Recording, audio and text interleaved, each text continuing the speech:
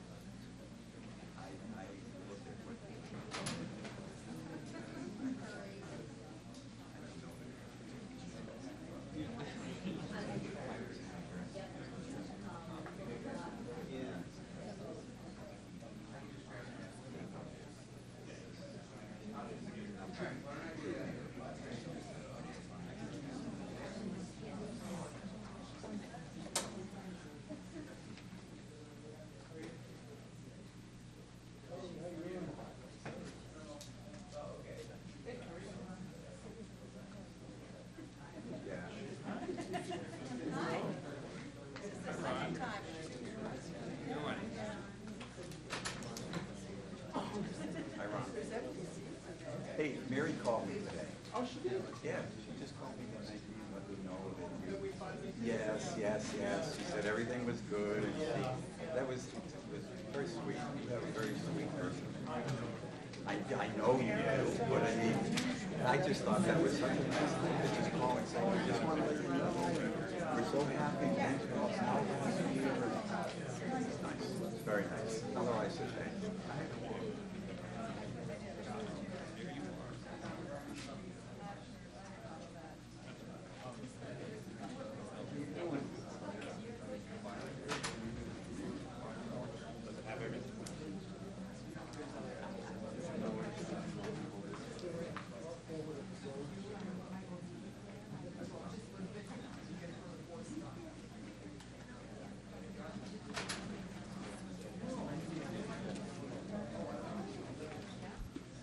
It is now 7:01, and I'm going to ask everybody to to sign up, but I will call the council meeting to order. There is a sign-up sheet if you wish to speak. If you don't wish to sign up and we get through the sign-up sheets, we'll still have an opportunity for people in the audience to address the council if they wish. So first item on our agenda is roll call. Osberger. Berthelot. Bruder. Here. Rattoni. Freudman. Here. Kotchenberger. Moran. Here. Shurin. Shaken. All right. The second item on our agenda, Mr. Frattoni has just joined us. The second item on our agenda is approval of the minutes of January 13th. Do I have a motion to approve the minutes? Moved by Mr. Shaken. Is there a second? Second. Seconded by Mr. Osberger. Comments, corrections, additions? All those in favor of the minutes as presented, please raise your hand. Okay, we're unanimous. Mr. Bruder is abstaining. All right. The next item on our agenda is the opportunity for the public to address the council. And I'd like to make a few comments before we open the microphones. I didn't get a chance at our last council meeting to thank all of the people who came. I know that there was some confusion about whether or not the council was listening, and I do want to tell all of you who spoke to us that night that we really did hear you. There was some concern about what the motion to table meant. It really meant that we needed a little more time to think about some of the issues that you had presented to us, and that we were not going to act precipitously. So I do want to thank everyone who came, everyone who spoke, and to acknowledge that you really were heard. So if you wish to speak, we ask you to limit your comment to 5 minutes. We have a timer. We ask you to, we say you, at this period, you can speak to any issue, whether or not it's on our agenda. We ask you to give your name and address, and finally we ask you to be civil to one another. So the first person I have on this first sheet of sign-up is Jim Mark from Region 19, Chairman of the Board of Region 19.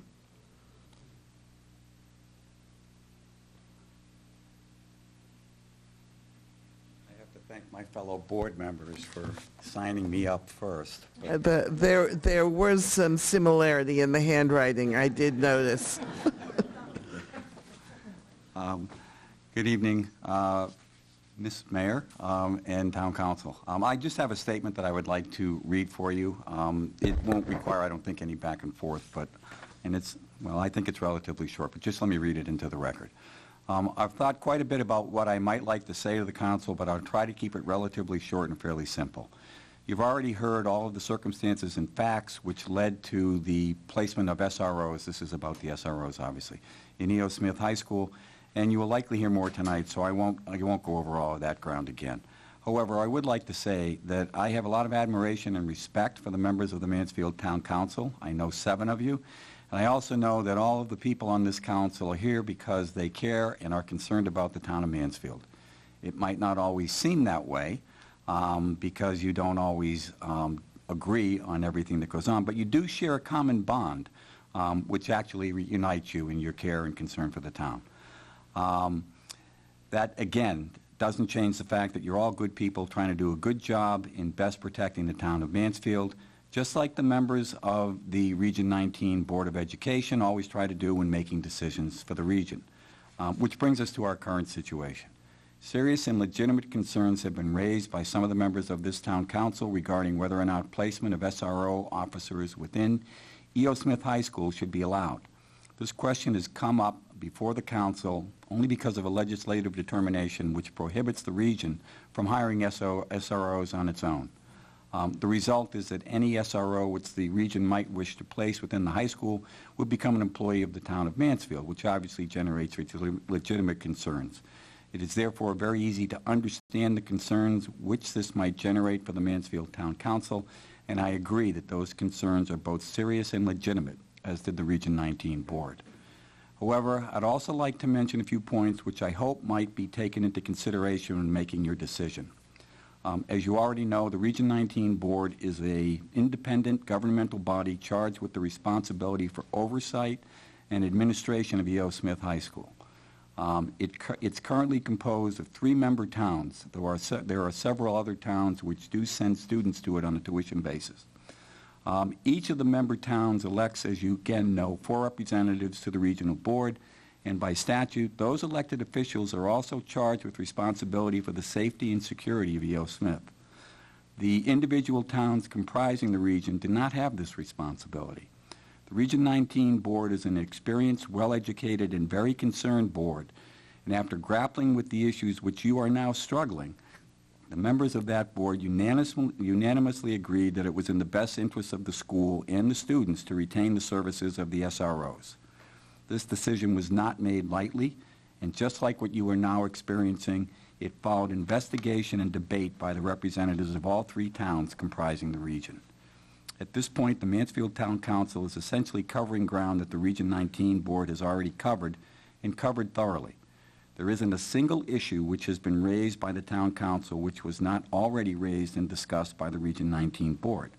Ultimately, our decision to retain SROs was unanimous, but in fairness, initially, a number of the members of the board were opposed to hiring of SROs, and for many of the same reasons that you have raised. However, like the Town Council is now doing, we also did our homework, and we ultimately decided unanimously that this was an appropriate course of action to improve the security of our school. Did we have some reservations initially? Yes, absolutely we did. However, our superintendent has experienced the presence and effect of SROs in 3 different high schools and was therefore well qualified to discuss the benefits derived from the presence of the SROs within these school systems. After reviewing the information that we had obtained and listening to the experiences of our own superintendent, we all decided that the presence of SROs would increase the safety of the students and staff. This was a complicated decision for us, but one we unanimously agreed upon, and we decided was in the best interest of the students and staff. It is our hope that the Mansfield Town Council will ultimately respect that decision. And that's my statement. So thank you very much for the opportunity to speak. And Thank you. Please leave a copy of your statement with Ms. Chain so it will go into our minutes. And I can't, it's not, I didn't put any name or anything on it because I didn't. we'll do that. Okay. I'm sure you can handle it. Thank you. If you do have a written statement, it would be ideal if you left it with Ms. Chain, because then it will go into our records. The next name I have on the list is Janice Chamberlain, and behind her is Elizabeth, it's P-E-C-Z something. I can't quite figure out what the rest of it is. Elizabeth Peasy? Elizabeth Peasy? Yes. Okay, so first you, and then Thank you. Ms. Peasy. I'm Janice Chamberlain. I'm a resident of Ashford. I live at 117 Perry Hill Road, Ashford, Connecticut. Oh, okay. This, moving forward? Okay. It helps people in the room here, and it also makes sure that the recording is All correct. right. I'm a resident of Ashford and have served on the Region 19 board for 16 years. I've played an integral part in the decisions made by the board during that time that involve the school's budgets, buildings, personnel, policy, curriculum, school environment, and the health and safety of our students. These decisions are always made after careful and thoughtful and informed discussion. It's an honor to serve my community in this way, and I take my responsibilities very seriously. I was a part of the Region 19 board decision to hire 2 part-time resource officers, SROs. Our board proceeded cautiously and deliberately when considering the hiring of these 2 positions. It was important to ensure that they would be incorporated into our unique school environment and culture at E.O. Smith. Our current superintendent had positive experience with SROs in the schools where she previously worked. Her input and guidance helped inform our decision as well. Not too dissimilar to what Jim just read to you. SROs are a part of a bigger security at the E.O. Smith School. SROs are not to take the place of our administration, teachers, and staff as guidance counselors, social workers, or psychologists. These employees are key in managing the social and mental health issues of the students. Establishing relationships with our students and being mentors and maintaining a positive and safe school environment for all of our students is very important. And those administrators and other school personnel are leaders in that.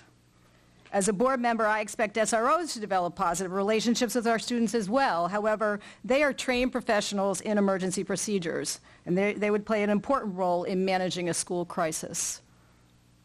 Our school administration has have greater supervision and oversight of these SRO positions and influence over their staff development and training. It's very important to us, whatever they do supports the school culture at E.O. Smith.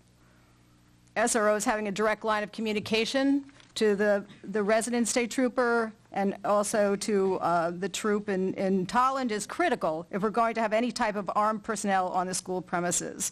And in a school emergency that involves possibly an active shooter, every minute is critical. A faster response will help to minimize school crisis and unwanted school tragedy.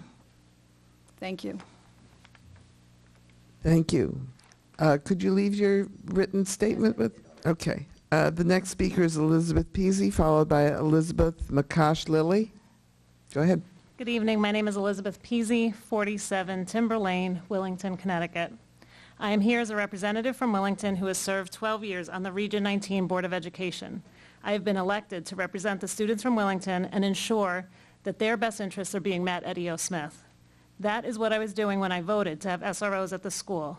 I voted to have qualified and trained officers in our building. All the other members of the Region 19 Board of Education unanimously voted in the exact same manner.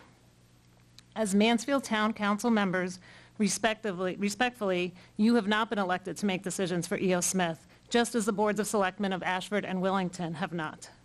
That is the responsibility of the Region 19 Board of Education.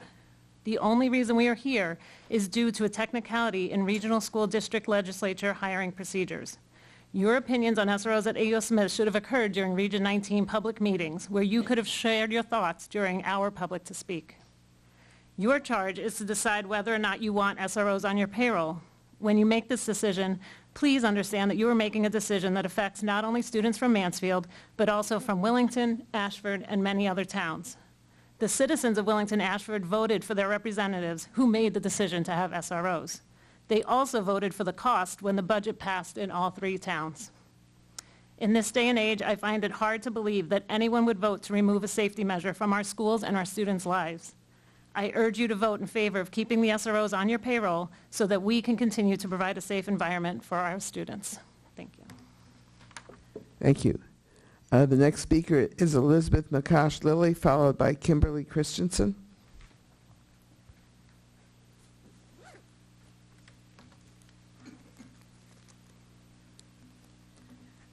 Good evening. I am Elizabeth McCosh Lilly. I live at 130 Mansfield Road, Ashford. I joined the Region 19 Board of Ed in August of 2001 and thus have served there for 18 and a half years. When I first joined the Region 19 Board, the main shooting in schools was in Columbine High School in Colorado. As the years have gone by, the number of events have increased and the need to increase security has grown.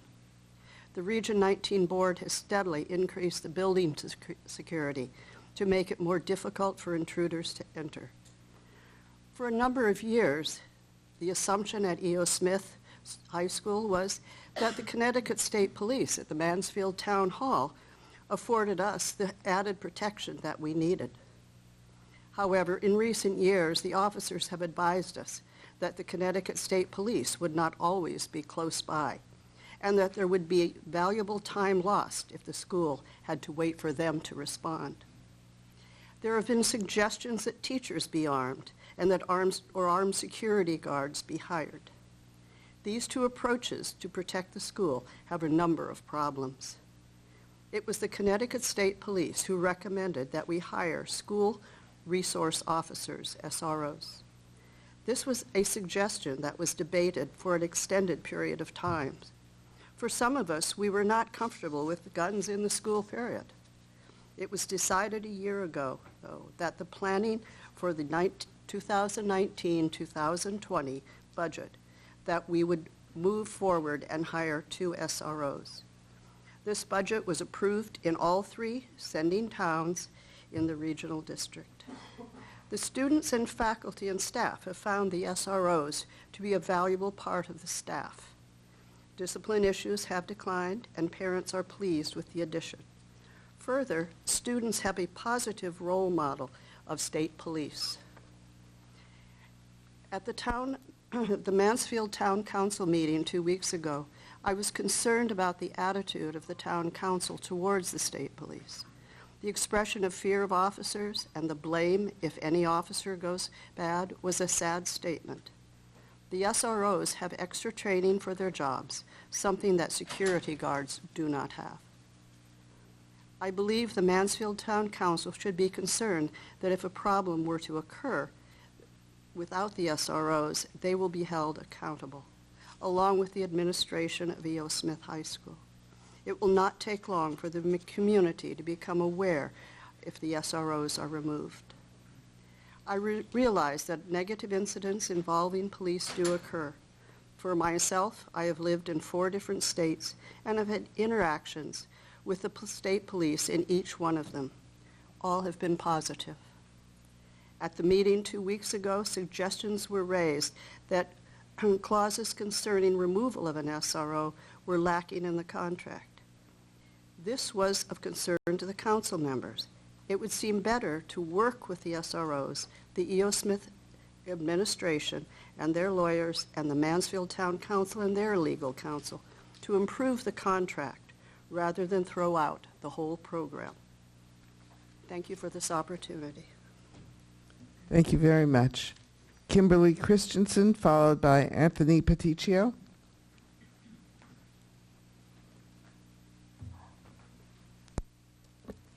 Hi. I would like to take this opportunity. I don't think I'm you've sorry. got Kimberly the- Christensen. Pull the thing closer to you. Thank you. Kimberly Christensen, 19 Adeline Place, Mansfield Center, Connecticut, and I'm on the Region 19 Board of Education. I would like to take this opportunity to assure the members of the Mansfield Town Council that the decision to welcome school resource officers into the E.O. Smith High School community was done with prudent research and thoughtful conversations among the members of the Region 19 Board of Education. It is extremely important to us to have exceptionally trained and highly qualified SROs at E.O. Smith High School. One of the goals of the SRO program is for the officers to integrate into the school community as they build trusting relationships with students and staff. There are countless accounts from students and staff how this is already happening and having a positive impact on the school community. Region 19 Board of Ed represents the students of Mansfield, Ashford, and Willington, in addition to other sending towns. We consider all of our students when making these decisions. SROs are one of many school security measures in place at E.O. Smith.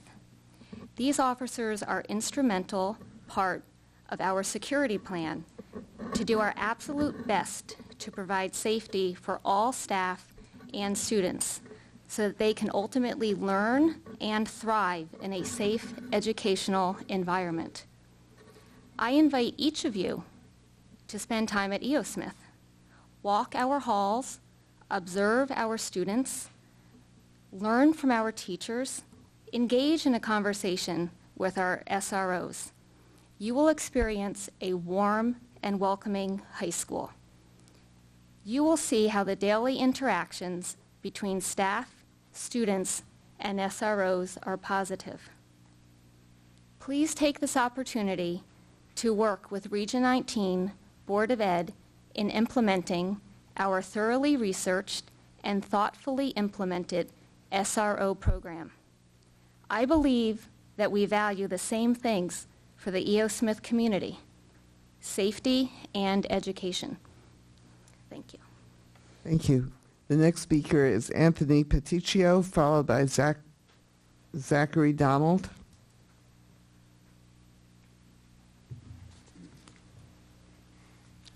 Good evening. My name is Anthony Peticcio. I live at 178 Waterfall Road in Ashford, Connecticut. I'm a member of the Region 19 Board of Education from the town of Ashford, and I've been a member since 2015. The Region 19 Board of Education is comprised of board members elected by each of the region's 3 member towns of Ashford, Mansfield, and Willington. The board is charged pursuant to Section 10-220, subsection A4 of the Connecticut General Statutes with providing, quote, a safe setting at E.O. Smith High School. Assuring the safety and security of the E.O. Smith community is therefore the responsibility not of any single member town, but of Region 19 and its Board of Education. It is a responsibility that the Board of Education and the school administration take with a seriousness second to none in the discharge of their duties and responsibilities to the Region 19 community. At its December 4th, 2018 board meeting, the Region 19 board voted unanimously to develop an SRO agreement with the Connecticut State Police and the town of Mansfield. Following the board vote, discussions and negotiations commenced among Region 19, the Connecticut State Police, and the Mansfield town manager. In August 2019, a memorandum of agreement was entered into pursuant to Section 10-233M of the Connecticut General Statutes between the Department of Emergency Services and Public Protection, Division of State Police, the town of Mansfield, and the Board of Education of Region 19 concerning assignment of 1 or more school resource officers at E.O. Smith High School. Under the terms of the memorandum of agreement, the SROs are employees of the town of Mansfield, appointed as special constables. They are under the operational control, subject to the terms of the memorandum of agreement, of the Connecticut State Police Resident State Trooper Program, in accordance with the Resident State Trooper contract between the Department of Emergency Services and the town of Mansfield. The SROs are qualified, quote, retired police officers as defined under the statute and subject to rigorous law enforcement training requirements specified in Section 10-244A of the Connecticut General Statutes. As required by Section 10-233M, the Memorandum of Agreement includes, among other things, provisions addressing the daily interactions between students and school personnel with the school resource officers, and includes a graduated response model for student discipline. The costs and expenses of this program, including the compensation of the SROs, are borne by Region 19 and are included in its annual budget approved by the Region 19 member towns. Several months after the execution of the memorandum agreement and implementation of the SRO program at E.O. Smith High School, Region 19 first learned that the Mansfield Town Council had not been advised of the SRO memorandum of agreement or of its terms prior to its execution by the town manager, and that the council planned to revisit and reconsider the town's participation in the agreement, including consideration of whether to terminate the agreement. I want to assure the members of the council that the Region 19 board members did not come to the decision to place armed officers within the school without serious consideration of the same concerns voiced by members of this council. And while it is true, as some members of the council pointed out at the last council meeting, that Region 19 could hire armed guards directly without involving the town of Mansfield as employer of SROs, it was considered essential by the Region 19 Board of Education and the school administration that any armed officers present in the school be qualified subject to the rigorous police training requirements mandated by Section 10-244A of the Connecticut General Statutes. The council has now heard widespread support for the board's decision from students, parents, teachers, and community members who want to continue the SRO program currently in place. While I understand and support efforts of the Mansfield Town Council to seek to clarify and more clearly delineate certain responsibilities of the parties and requirements under the existing memorandum of agreement, I urge the council not to act to terminate the agreement and thereby overturn the Region 19 determination of the need for and efficacy of having school resource officers assigned to E.O. Smith High School. A determination, again, made by the Region 19 Board, acting for and on behalf of all its member towns, and in the due exercise of its statutory duty and responsibility to assure the safety and security of the entire E.O. Smith community. I'm asking the members of the council to honor the unanimous decision made by the board to implement an SRO program, and as a fifth option, in addition to the 4 presented to you by your council, to work with the Region 19 board and administration and the Connecticut State Police in reaching a mutual agreement on an amendment of the existing memorandum of agreement to clarify the responsibilities and duties and requirements of the parties. Under Mr. that Radicchio, agreement- I'm sorry, your time is up. Please leave your statement with Ms. Chain. Thank you very much. The next speaker is Zachary Donald, followed by Martin Wharton. There is an additional sign-up sheet on the table over there if anybody still wants to sign in. Go ahead. I'm Zachary Donald. I live at 32 Quail Run Stores, Connecticut. May I begin? Please go ahead. So now that all of you have hopefully learned more about our SRO program, I am back again to emphasize the importance of its continuation in our high school. I am out here speaking on a midterm exam night. Because many of my classmates are at home studying for their exams, I decided to bring their voice here to this meeting. I have a petition that reads, as a student at E.O. Smith, the student resource officers are a positive role model in our school community, and they create a safer environment. On this petition, I have 356 signatures that were gained in only 2 hours. Now, one thing that you may ask from me for a clarification is that it's only 30% of our school student population. Yes, I can't talk to everyone, and yes, I talked to a few people who disagreed with my point of view. However, in the 2 hours of collecting signatures, the vast majority of students that I talked to were in support of the SROs. To further put this percentage in perspective, for the November municipal election across Connecticut, the voter turnout was 33.5% for the entire day. Last meeting, I was hearing the use of national averages. National data is important. However, if you took a statistics midterm today, just as I did, you would know the important idea that correlation does not imply causation. Just because there is an SRO program in a school and the national average, emphasis on average, shows that with SRO programs, minorities and students with disabilities are targeted more often, doesn't mean that at a school with an SRO program is going to 100% have this issue. This is why I encourage the council to at least wait until the end of the year to look at the data from this year and compare it to previous years at E.O. Smith. Do not compare our school with other high schools because every school has their own unique community. Speaking about school community, I'm in Peer Natural Helpers, a program that helps students, and I give tours to incoming freshmen and their parents to familiarize them with the school. One of the things I always say and take absolute pride in is our open and welcoming school community. When I was a freshman, I was completely lost in this new big school. Someone saw my confusion and came over and helped. And to me, they were a total stranger. I am proud of the administration and students that they do not racially profile. I trust my administration to hire appropriate SROs that reflect our school's core values.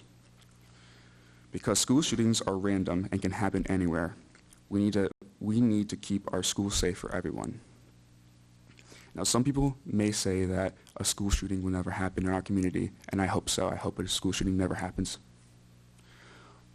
But if you ask someone at Columbine, if you ask them at Sandy Hook, if you ask them at Parkland, they'd probably say the same thing, that a school shooting would never happen. This is why I feel the SRO program should continue. If you vote to get rid of the SRO program at our school, you will be denying at least 356 students of their right to feel safer in our school environment. Thank you. Thank you very much. And you can leave the petition with Ms. Chain. So Martin Wharton, I think I have the right name, followed, pardon? Martina. Okay, followed by Tanya Maines.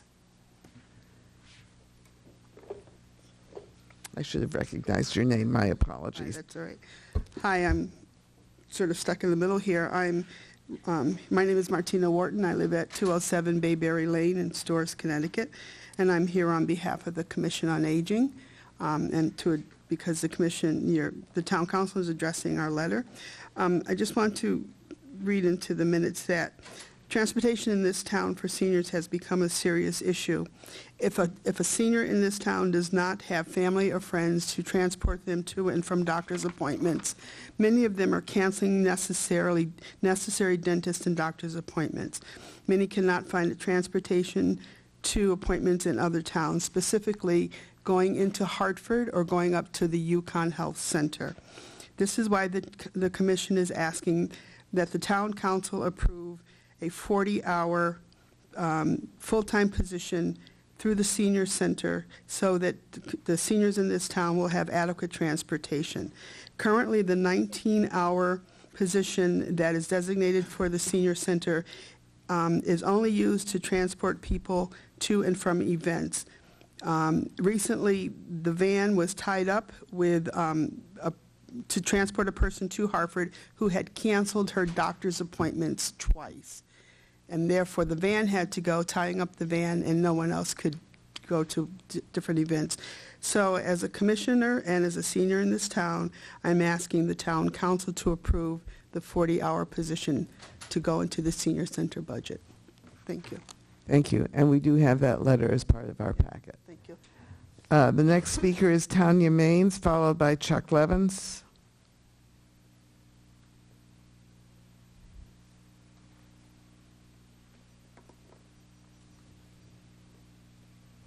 Hi, Tanya Maines. I live at 38 Spring Hill Road. Last meeting, I came to you not only as an employee of E.O. Smith, but as a resident and, more importantly, as a parent.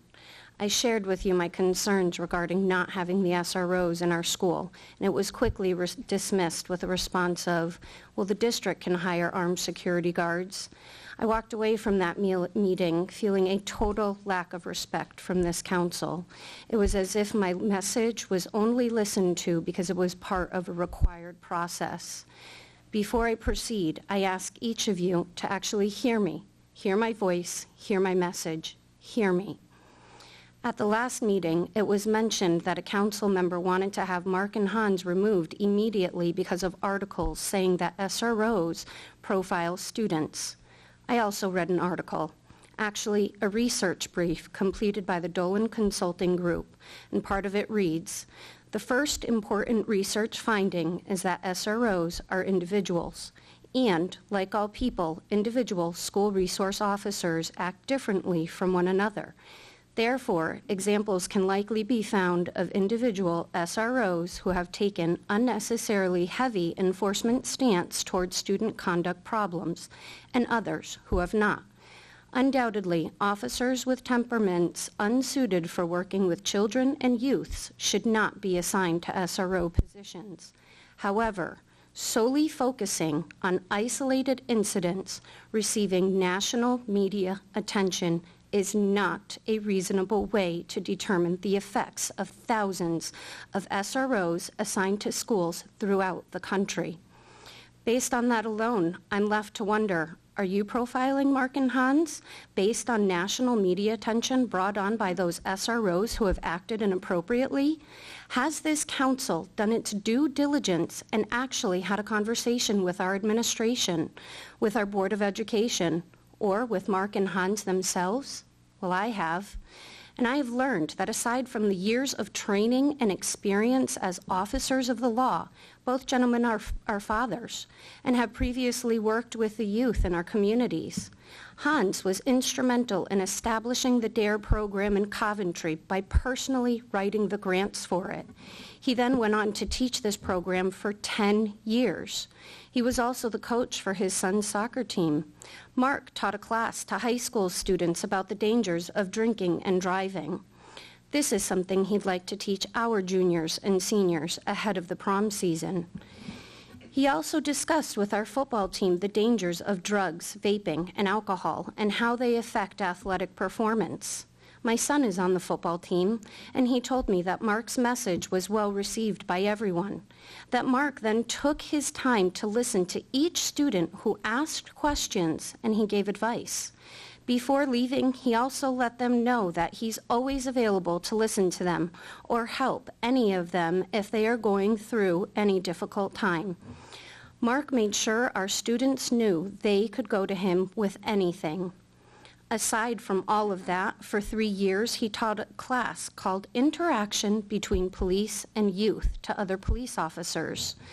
According to the CT.gov website, this course is described as teaching officers and helping to eliminate the problem of disproportionate minority contact and strategies for communicating more effectively with youth, with young people, and improving police-youth relations. He literally taught the class that you are basing why SROs should be dismissed. Now let's compare that to the armed security guards you mentioned we could hire. I found a list of their responsibilities online, and some of those are to prevent theft, protect property, prevent or deter criminal activities, protect people, patrol businesses, diffuse violence, and crowd control. Nowhere does it say anything about youth interactions, or teaching our youth the dangers of drug and alcohol, or encouraging them in a positive manner. Here are some examples of armed security guards in a hospital security, casino security, armored trucks, and banks. I don't know about you, but I certainly do not want the same people that protect my money to protect and interact with my son. Again, I ask you, did this council do its due diligence to learn about Mark and Hans and what they have to offer to the students and staff of E.O. Smith? Thank you. Thank you very much. Chuck Levins, followed by Judy Threat.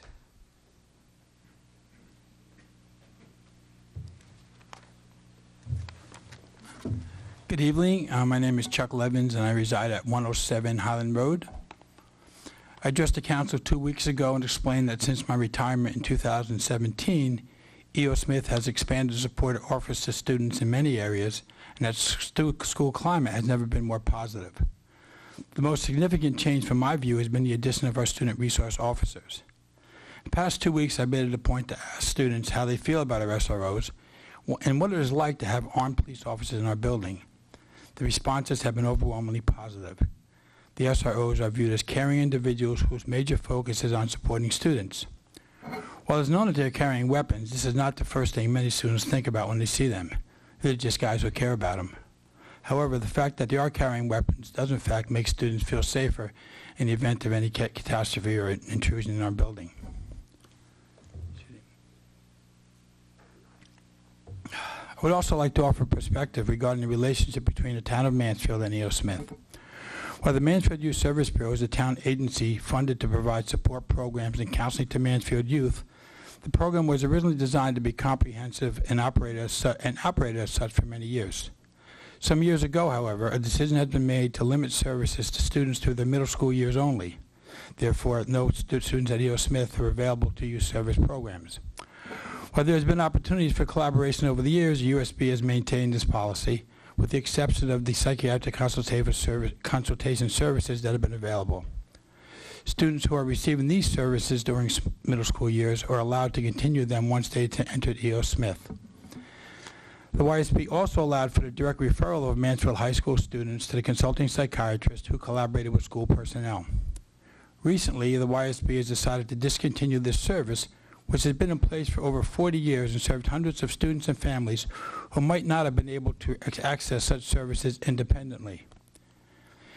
In light of the ever-increasing mental health needs of our student population, terminating existing services seems to be counterintuitive. For me, it just doesn't make any sense.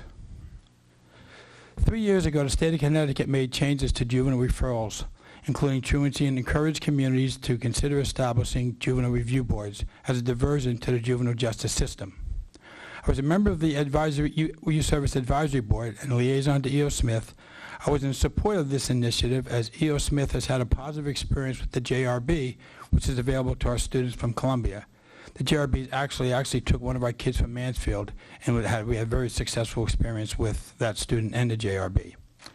I also volunteered to establish a committee and thought that developing a juvenile review board would be a good project to pursue in my retirement. However, while the idea was briefly discussed during my time on the board, there's no plan currently in place to consider establishing a JRB to my knowledge. Sorry, local.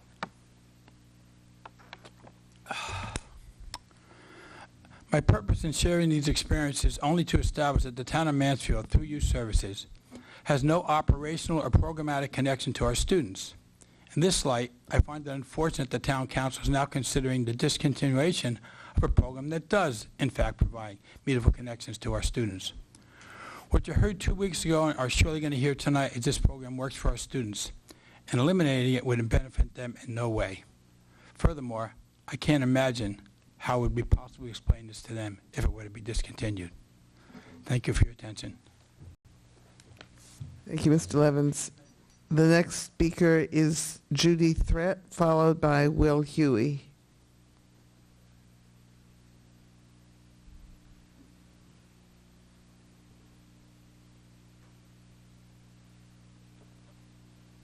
Good evening. Thank you very much for Good evening. Thank you very much for allowing me to speak tonight and for all the work that you do. My name is Judy Threat, and I live at 19 Birch Meadow Lane in Wellington, Connecticut. I'm here as a resident of Wellington, and I'm here as the mother of E.O. Smith students. I have a son who's a sophomore, I have a stepson who's a sophomore, and I have a daughter who'll be a freshman in September. So this is an issue of the SROs that's near and dear to my heart. I'm not probably the only one in the room that is drowning in words right now. So I want to just focus on something very specific. SROs in schools that are gun carrying save lives. They are on the ground. They are trained to engage and disarm or neutralize an active shooter. They are on the ground. They are in the school. As wonderful as I think our Mansfield resident state troopers are, they're not in the building.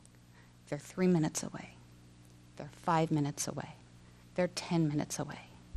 Every single minute is another life in an active shooter situation. I want my kids to come home from school.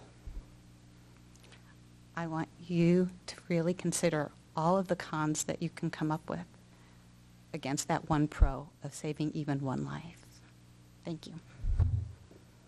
Thank you, Ms. Threat. Next speaker is Will Huey, followed by Zach Scruggs.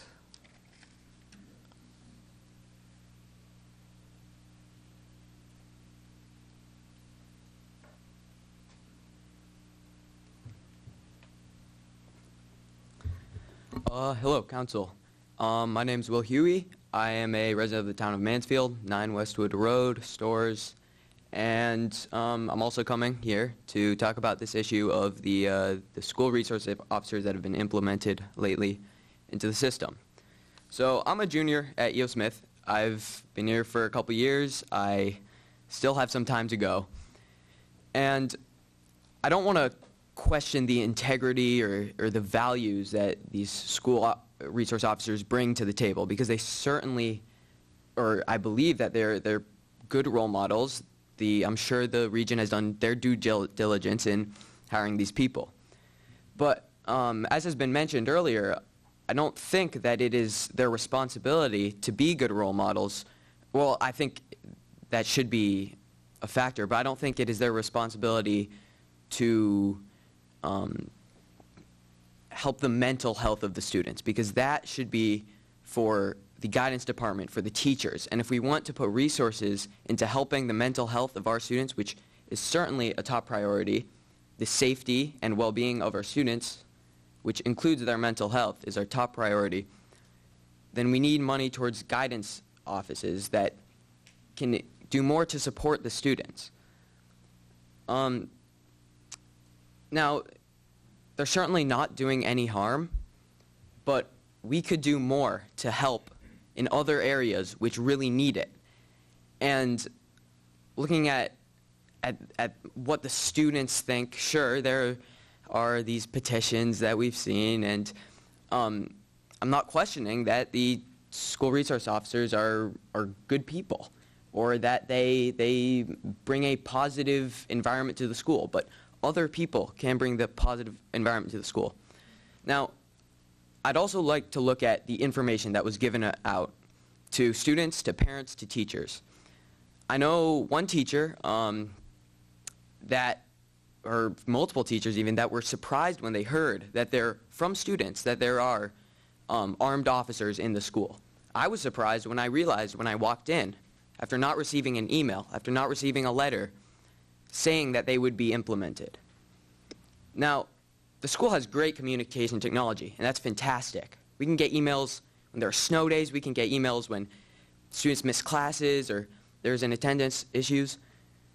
Why is it that we were not informed very clearly that these, which is clearly such a big issue, we're having a whole meeting about it now, there were lots of due diligence put into bringing these officers in.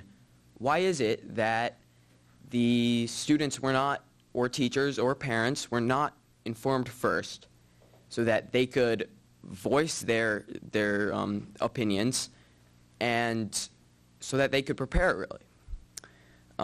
I'd just like to say again, I believe that the officers, I'm not questioning their morals, or I believe they're certainly good people, but I think we need more information on this issue as a whole community around the school, and that their character, while it is important, should not be what decides whether they stay or not. Thank you. Thank you very much. Zach Scruggs, followed by Russ Weiner.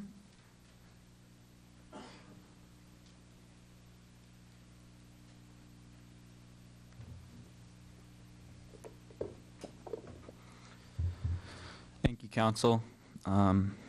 First, I'd just like to say that thank you for listening to us, and also I believe that while the Region 19 board members have done their Zach Scruggs, 21 Thomas Drive, Stores. While I believe that the Region 19 board members have done their extensive research into the school officers, I think that the opinions of students, teachers, and those really involved in the daily activities of E.O. Smith should be taken very heavily, because we are the ones that are most affected by the hiring of these officers. So, I write to you as both a resident of Mansfield and a student of E.O. Smith High School.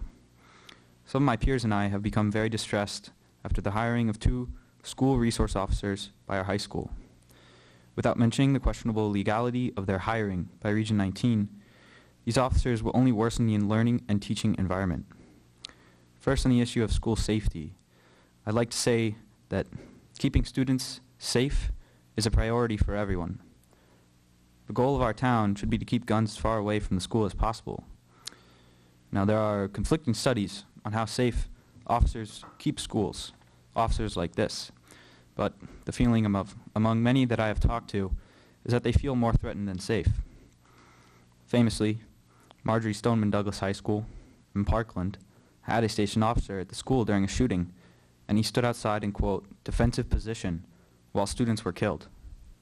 Me and my peers, those that I've talked to, place no trust in these officers to keep us safe. Second, on the issue of policing in schools, a recent study by Connecticut Voices for Children found that in schools with resource officers, illegal activity remained constant while arrests shot up.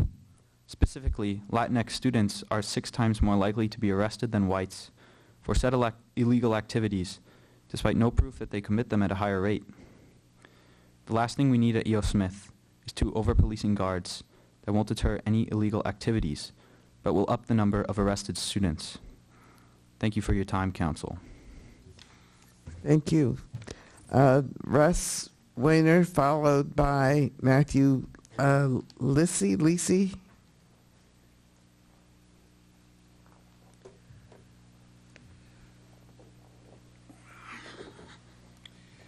Good evening, everybody. Thank you again for listening to us. And my name is Russ Weiner. I'm 239 Mount Hope Road, Mansfield Center section of town.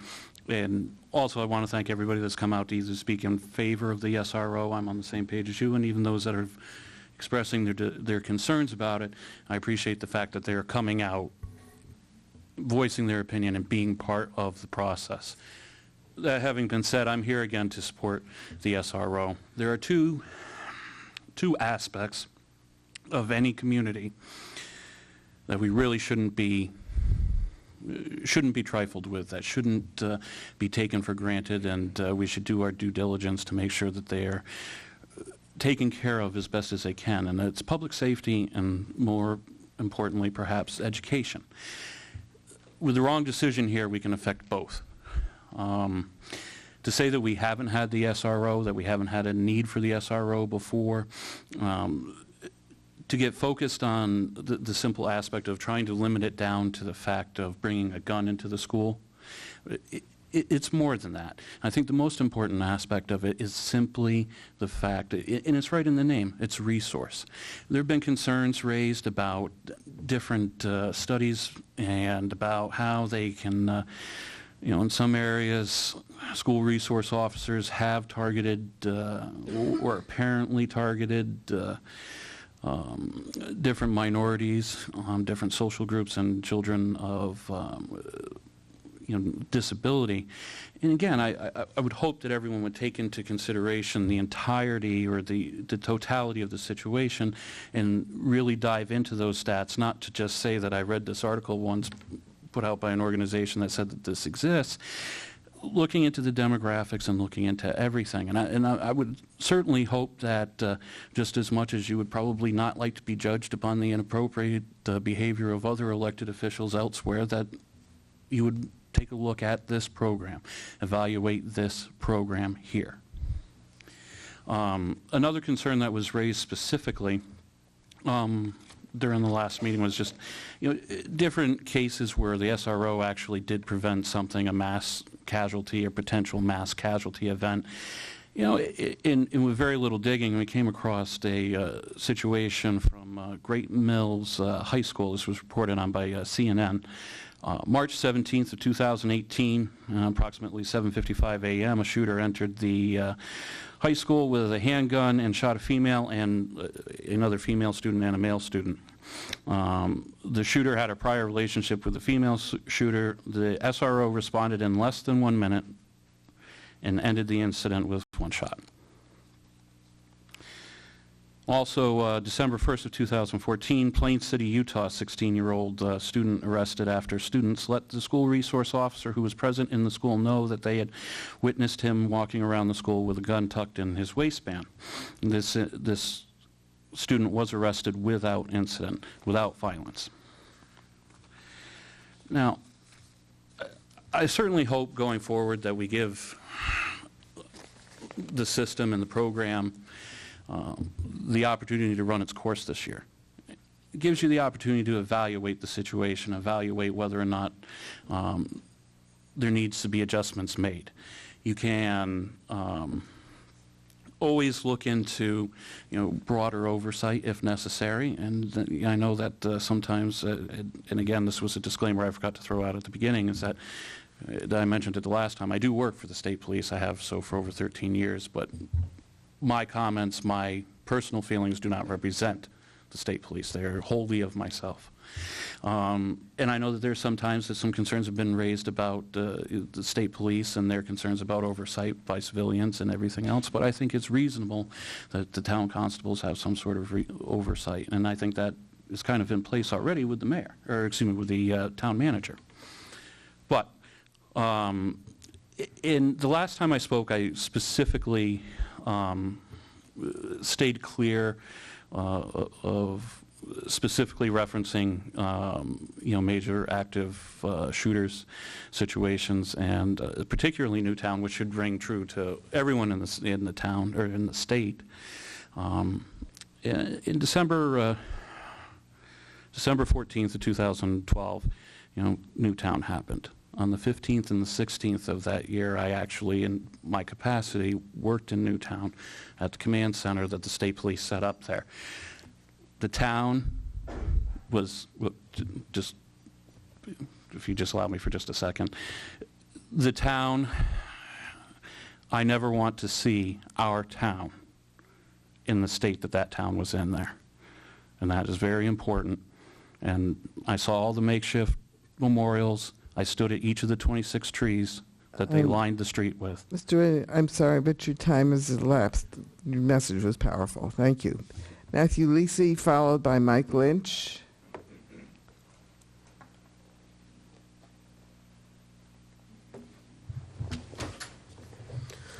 I'm Matthew Lissy. I live at 89 Mansfield Hollow Road, Mansfield Center, Connecticut. I'm also a teacher at E.O. Smith High School, and my comments will volley back and forth between resident and teacher. We've heard a lot of support in favor of this, keeping the SROs. We've heard some opinions to the contrary. And there are some valid points of view and valid concerns on both sides. I think this agreement with the SROs was reached in good faith. I guess there was a hitch in the giddy-up and how that happened. But nothing is perfect, and I don't think anybody that entered into those agreements had anything but good faith in mind when they went forward with them. I hope, as I sit here and speak to you guys, that the decision is not already made. I hope that you're listening with an open mind to both sides and considering both sides of the issue. I think, in my opinion, canceling now would be canceling the SROs right now would be short-sighted and possibly seen as vindictive due to the nature of how we got to this point. My recommendation would be to finish the contracts and go from there.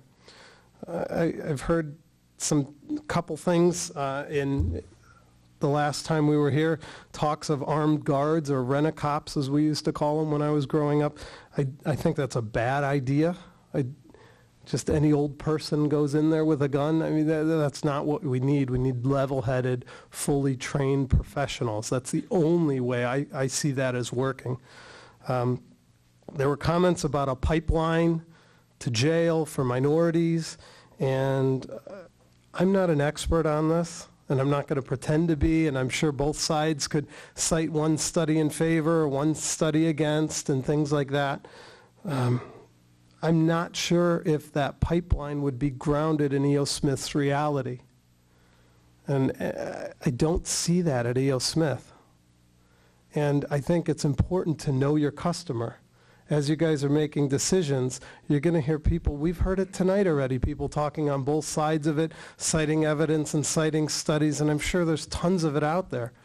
But at the end of the day, we have to know our customer, and we have to know what we're dealing with at E.O. Smith High School.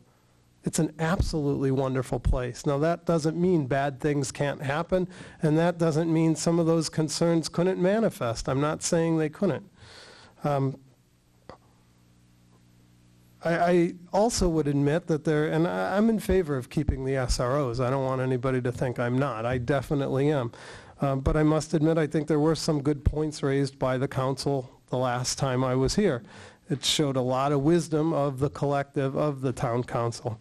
But I ask that you please don't dismiss the wisdom of the people that were involved with getting the SROs into the high schools to begin with. And I'm going to skip over the long version because we already heard about how that happened tonight.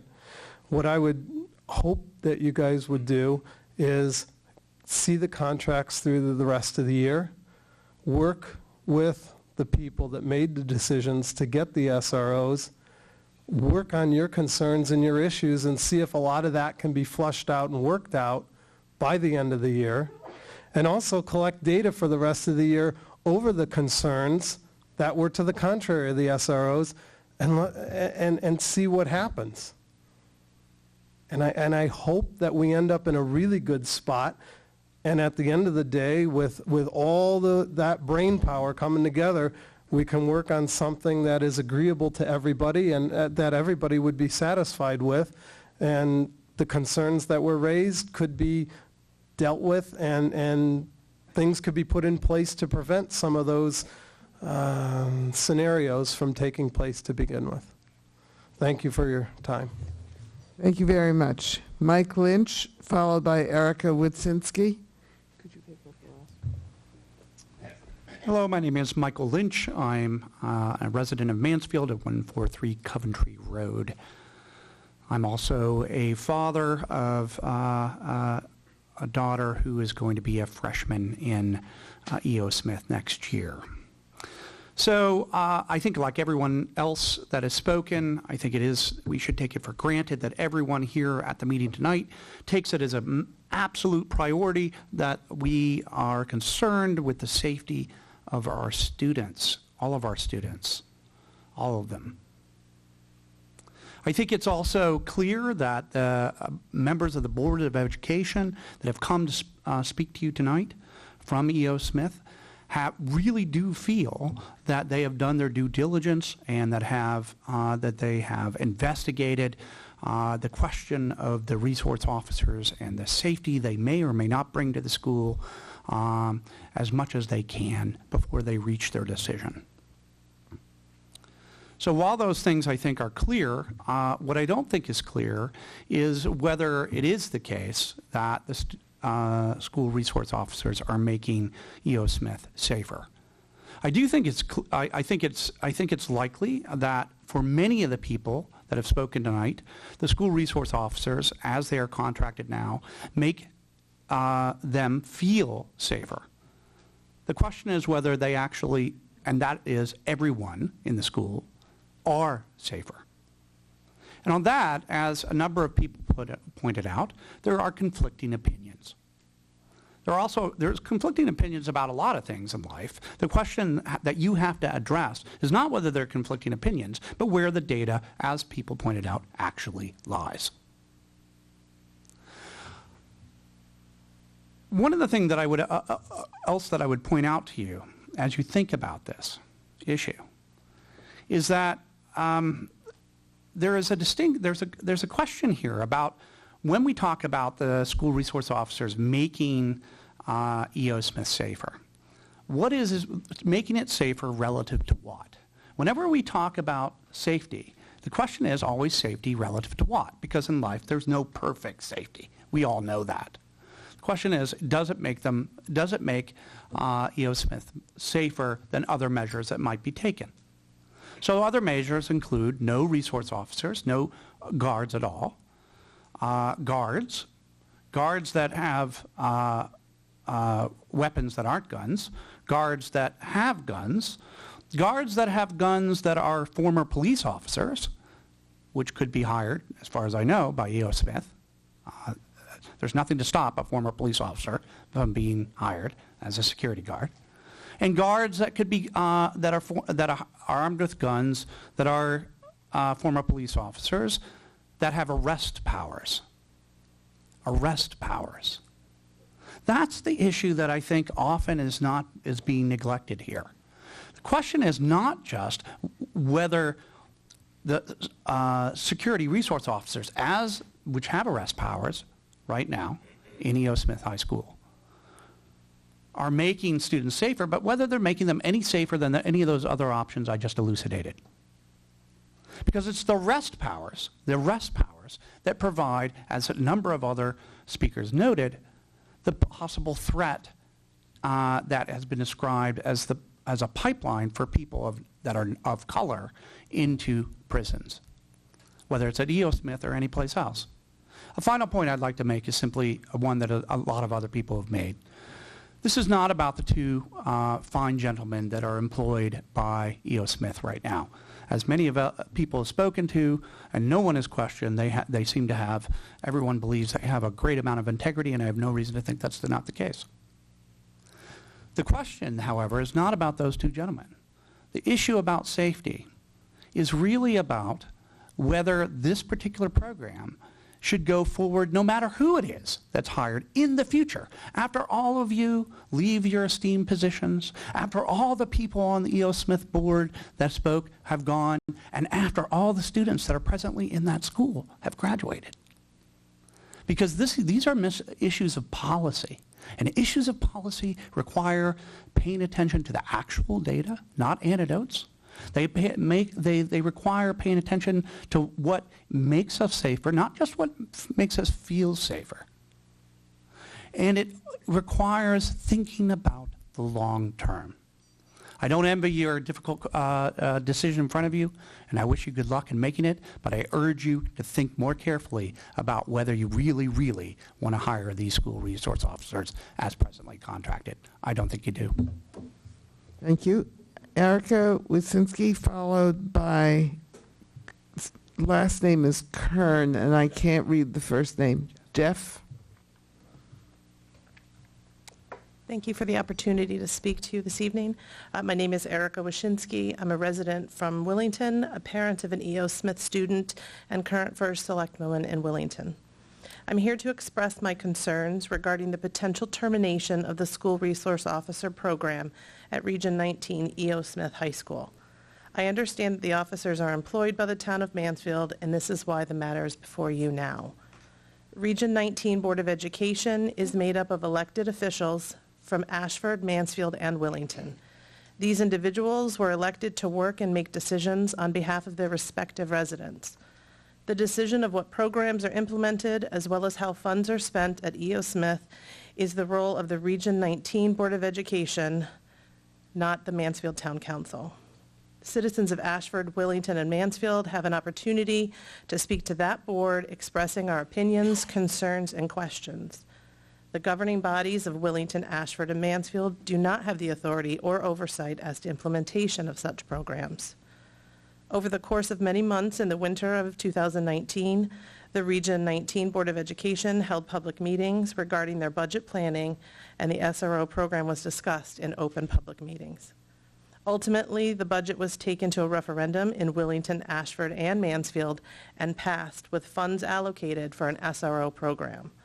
While I understand the process may not have been handled appropriately through your town council, these unfortunate circumstances do not change the need for the program as appropriately determined by the Region 19 Board of Education. I'm asking members of this council to honor the unanimous recommendation of the Region 19 Board of Education, school administrators, and the voters of Ashford, Willington, and Mansfield by allowing the program to continue with the officers employed by the town of Mansfield.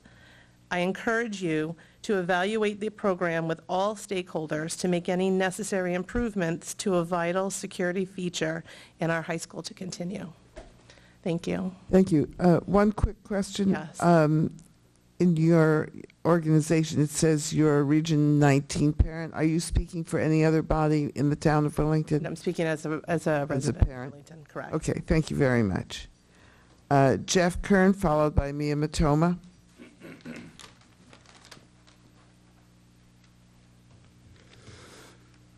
Good evening. My name is Jeff Kern. I live at 58 Cemetery Road. I'm a parent of two successful E.O. Smith graduates.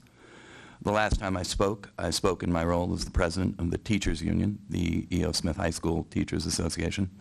Since I spoke 2 weeks ago, and nothing has changed in a significant way to make me believe that a large majority of teachers are in favor of keeping the SROs in their current position.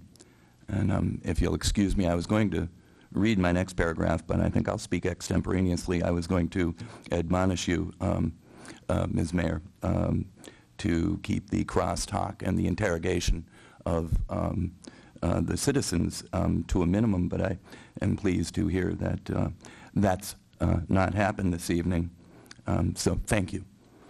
Second, I find it disquieting that not a single argument, neither for nor against the SROs, has made the point that an inference of causation cannot be made from observational data. I can only speak to the statistical education of one of you, so pay attention carefully. All the data that I have found that have been referred to in previous arguments has been observational, not experimental. From observational data, only inferences of association can be made, not causation, as one of our students pointed out, which I think is terrific. And the observational data has been found where? Not in schools like E.O. Smith. Either they've been found from inner city schools or from middle schools. I can assure you there is a huge difference between high school and middle school. And that brings me to my next point. Simply because some of you attended E.O. Smith High School, your lack of knowledge about the E.O. Smith community is terribly unfortunate. I'd like to take this opportunity to invite you to my classroom, and I have found out that I have my supervisor's permission to invite you to my classroom. I can provide you with a cup of coffee and a seat, and I think you'll be amazed at the changes that have been rendered in the way we deliver our product at E.O. Smith. Next, I'd like to quickly point out to you, as we've heard this evening, the hypocrisy of suggesting that E.O. Smith should hire armed guards over trained policemen. A certain comedian, Jim Jeffries, whom you might know, I recommend him highly, has said, in effect, that armed guards may be good at bang-bang video games, but at $15 per hour, that does not give them a lot of reason to put anything on the line in the event of an actual shooting. So, as a citizen of Mansfield, it is my opinion that the decision to choose to hire or not hire SROs was never rightfully yours, but rather is by some sort of technicality yours, which apparently I don't understand. So please, trust the real decision makers in this process, which is our Region 19 Board of Ed, our superintendent, and our principal, who are telling you to please keep the SROs. Thank you. Mia Matoma, followed by Glenn Matoma.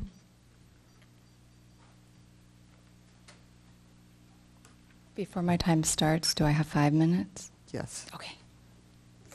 My name is Mia Matoma. I live on Stores Road in Mansfield.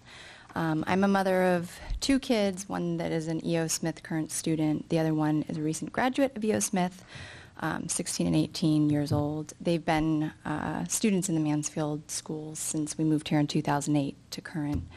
I'm also a former school teacher myself. I have experience teaching since 1999 in both the state of California and then in Connecticut once we moved here. And most of my experience here in Connecticut was at Manchester High School. Our current Region 19 superintendent, Jill Krieger, actually was my principal for part of that.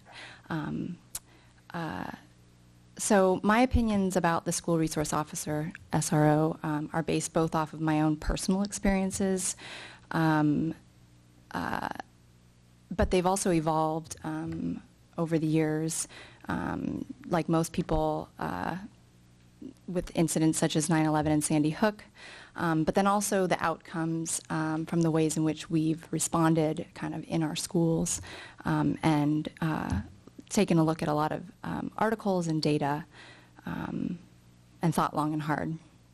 I've also become really active with a new formed community group in Mansfield that is really facing and having these difficult conversations around race and racism. And this issue is an active discussion topic. Imagine it is the last day of, it is the last period of the day at school. I'm speaking from a student's perspective. You are tired, that's the you I'm referring to as a student, and not looking forward to the day ending because you are going to work and then home to an empty house until your father comes home very late. You head to chemistry, although you are retaking the class, you don't mind because you usually get to work on activities with your hands, you get to spend time with your friends, and you actually like your teacher. In fact, you feel like this class is a quote-unquote extended family since many of you share some similar frustrations, hugs in the classroom, and other displays of affection. Today, though, your teacher tells you that you need to report to your administrator's office, and at first you refuse, because you understand that your administrator means this is disciplinary, not someone that's going to be helping you. You would have gone to your counselor for that. So you go.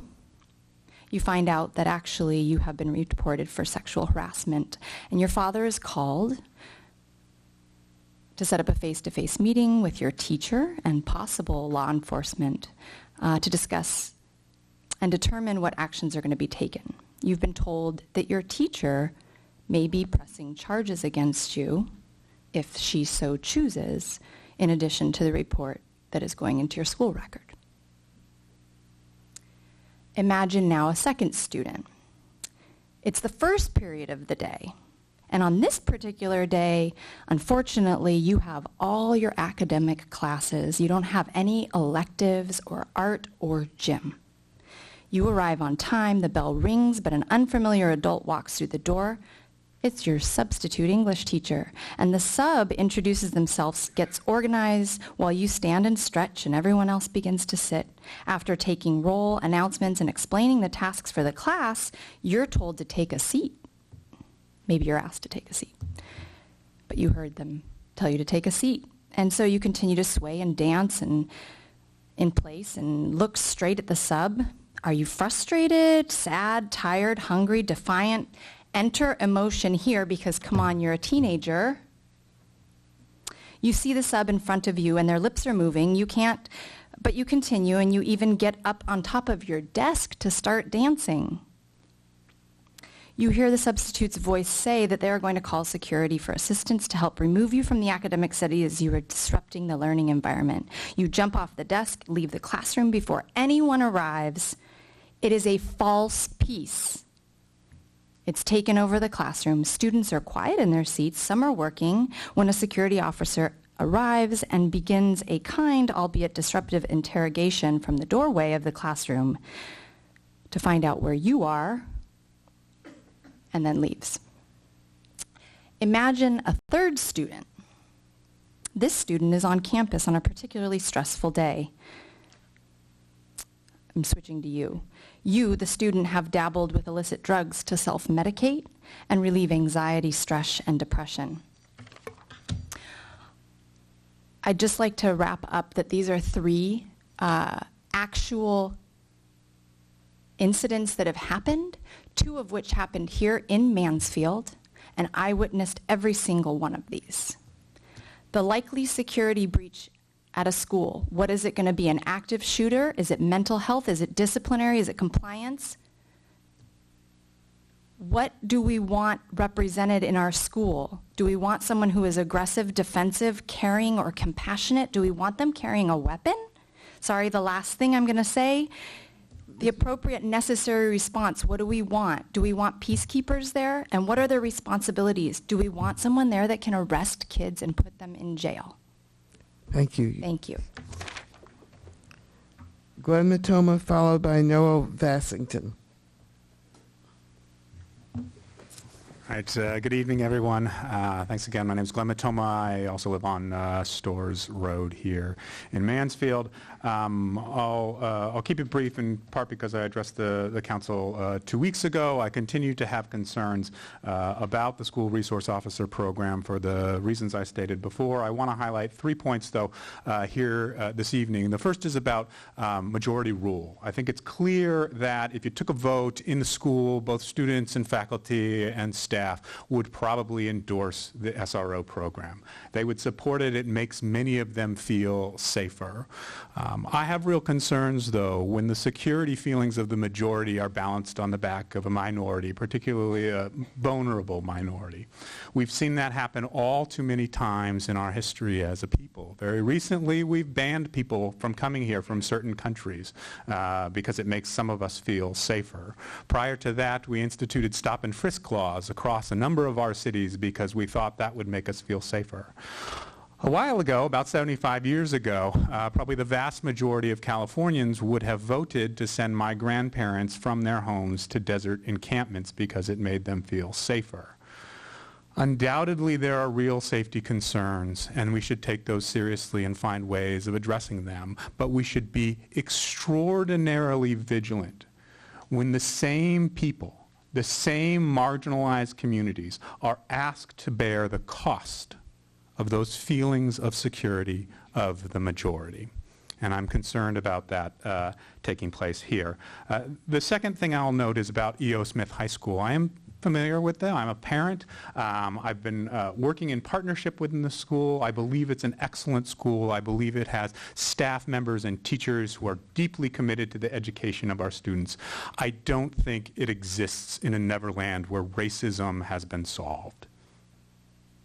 It is not the case that E.O. Smith is free from the concerns that plague our quote-unquote inner-city schools, or our southern schools, or our suburban schools, or our rural schools. Every one of our schools, because they're part of a society in which racial discrimination, oppression, and inequity reign is part of our lives too. And so when I hear that we don't have those problems in EO, that is both problematic because it's not true, and also it signals to me the deep extent of the problem, which is to say we don't even know, or many of us don't know, that we have that problem. And so I would ask that some soul searching and reflection be done, and we seek out those voices for whom the apparent paradise of E.O. Smith is not really a paradise. And my last point then is kind of drawing all these together, and that's about a process. You have a legitimate voice in this. The reason why you're a legitimate voice isn't just because of some technicality in a contract. It's because what you're being asked to do is empower the most powerful people in our society, the people who have the capacity to arrest, detain, and kill us. And that is only the job of the sovereign authority, and that's you. And so it's not a technicality, it's not some weird thing that happened because of the law, it's because you are the ones who sit on this council who have been voted in to represent us, the people, and delegate that power. And so it's legitimate that you have a say-so in this. Now, it shouldn't have happened now. I think the kind of turnout now indicates that actually we should have had this conversation a long time ago. I love, somebody else said, I think it was a hitch in the giddy-up, right? We got a hitch in the giddy-up. Yeah, I love that phrase. I think you're right. We do have a hitch. And I think what I would love to see you do is use that hitch as an opportunity for us to double down on the process, to ask the school board, because I think they are the right people to start this conversation, to have a more inclusive conversation. That it was a unanimous vote doesn't signal to me that it's perfect. It signals to me actually that it's not perfect, because this is a hard question. And I should have brought more voices to the table at the time. And if you can use your sovereign authority here to compel Region 19 to have that inclusive conversation, I think your job will be well done. And we can't wait for the data to come back, because every day this program is up and running is a day that creates danger for that minority. And so we have to put in place things now and not just trust that things are going to work out okay, and that means revisiting the contract and all the details and all of that kind of stuff that's hard work, but you signed up for. So I think I'll end there. I appreciate the time that you've put into this, and I'm looking forward to continued engagement. Thank you. The next speaker is Noah Vasington.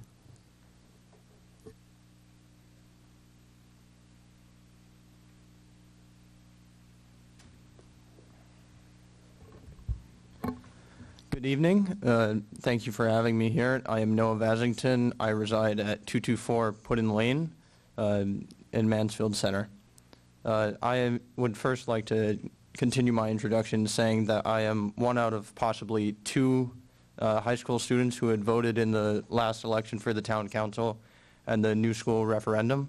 I can't remember exactly who of you I had voted for, but I did have a voice in that, and I'd like to continue my voice into further causes and issues.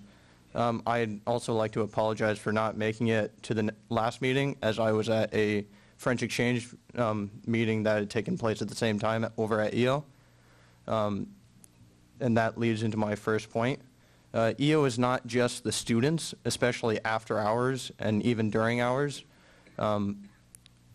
Each year, there are one or even two exchanges going on at multiple times during the year, where it can have up to potentially 30 extra bodies that are unaccounted for by any of the towns millions or miles away from here. And it's putting their lives in danger for if there were any sort of danger. And I believe that the resource officers are a great way that I've observed in the community to help with dangers, and especially drugs usage at school. I remember going into bathrooms or the locker room and smelling things which never had smelt before in middle school or any sort of time leading up to the vaping issue. However, drug usage isn't one of my points. I only thought of these things as I was listening tonight. My second point was I have a great relationship with Hans. Mark, not as much. However, I've talked a lot with Hans, and I see both of them working out in the most diverse location in our school, the cafeteria, during lunch. I work as our school bank manager, where I collect and balance all of our accounts for field trips or any sort of event going on for classes. And right outside, I see both of them patrolling through the cafeteria, making sure nothing bad is going on. They don't deter students from having fun, as I hear lots of annoying things that kids find amusing. And people are able to just go about their regular day while they can feel safe while doing so. My third and final point is that before I had moved here from Tennessee, I had the same sort of experience in my former school. In middle school in Knoxville, Tennessee, I had officers that were armed and in the building. We never had an incident, however, it was always a possibility. There were other incidents in my town where the sister of one of my best friends had gotten shot in her sleep and was killed by an ex-boyfriend. It was unfortunate that this had happened, and I still think of her and commemorate her life each year. It's going on 4 years now since it had happened. And that's really all I have to say, other than I support the cause of Hans and Mark staying in the building. Thank you. We've reached the end of the official sign-up sheet. Oh, okay. Well, if we know that there are other people who wish to speak, so if you wish, we'll take you first, and then if there's anybody else, who else would like to speak to this issue? Danny? Okay, please. Good evening. My name is Dave Tanner. I'm an assistant principal at E.O. Smith High School. I live at 168 Auburn Road in West Hartford, so I'm going to travel a little ways to get here. I just want to comment on one very narrow issue. We've heard about the school-to-prison pipeline. I think we've all read about it. I know I've read extensively on this topic. One of the things that we haven't really talked about that is really concerning, and Chuck Levins brought this issue up, the juvenile review boards. This is a really critical point. If there's really a concern about school-to-prison pipeline, then I'm going to just say that we desperately need Mansfield to bring a juvenile review board to make available to the high school. What I can tell you experientially, without commenting on any specific circumstance, is that anytime we've had an option to refer a student to either juvenile review board or to the juvenile court system, juvenile review board is always preferable. And Columbia we work very closely with. Mansfield, if we have a student from Mansfield who commits an offense that's a mandatory arrest, that student goes to the court system. There is no option in Mansfield. When that same student from Columbia is arrested, there is an option. It's two different pathways. One goes to JRB, which includes there's a homeschool counseling component in some cases. The JRB works with the family. Specifically, that student, if they successfully navigate the JRB program, avoids the juvenile court system. I can only say that as a school administrator, and we are the first responders. We would like to have more tools available. We heard students speak about the needs for mental health services in the schools.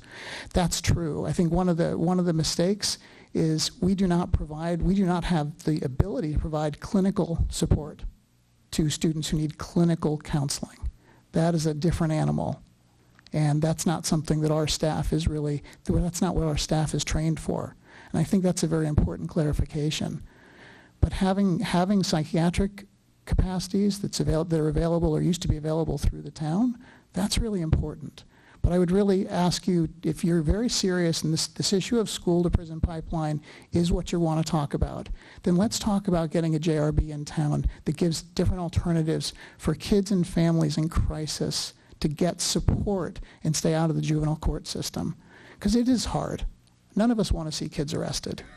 But if a Mansfield student does commit that level of a crime that's a mandatory arrest, that's the only option. And that's not something we can control, but that is something you can control. So thank you very much. Thank you. Is there anybody else who wishes to address the council during this period for public comment? Okay, well, I'm going to close this part of the agenda. I'd like to thank everybody who came to speak to us. I would like to assure you that that everybody is heard. There was some concern after our last meeting about the motion to table this issue. I will tell you that the motion to table was made in order for us to have continued discussion. So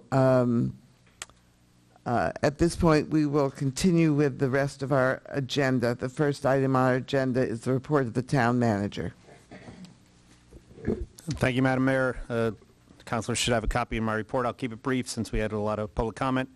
Update on every council report on trees. We cut it down 10 more trees during the last 2 weeks, and there was a holiday, a snow event, and a training course, which kept that lower than it's been previously. And snow, so far we've used approximately 1,180 tons of salt and expended $98,000 for overtime.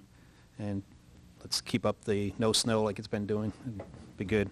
For everyone, next Thursday, a week from this Thursday, February 6th, is the Freedom of Information Workshop at 5 p.m. right here in Council Chamber. Recommend you attend if you can. Upcoming events, stores, Farmers Market still continues in February and March and April, indoors at the Buchanan Auditorium. And that's all I have, Mayor. Thank you, Mr. Carrington. The next item on the agenda is reports and comments of council members.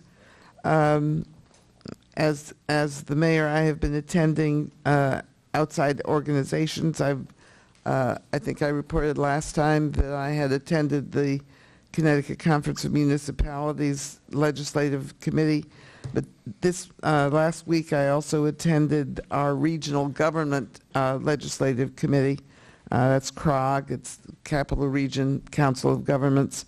They have a lengthy legislative agenda. Again, there are things on there that are very specific to some towns.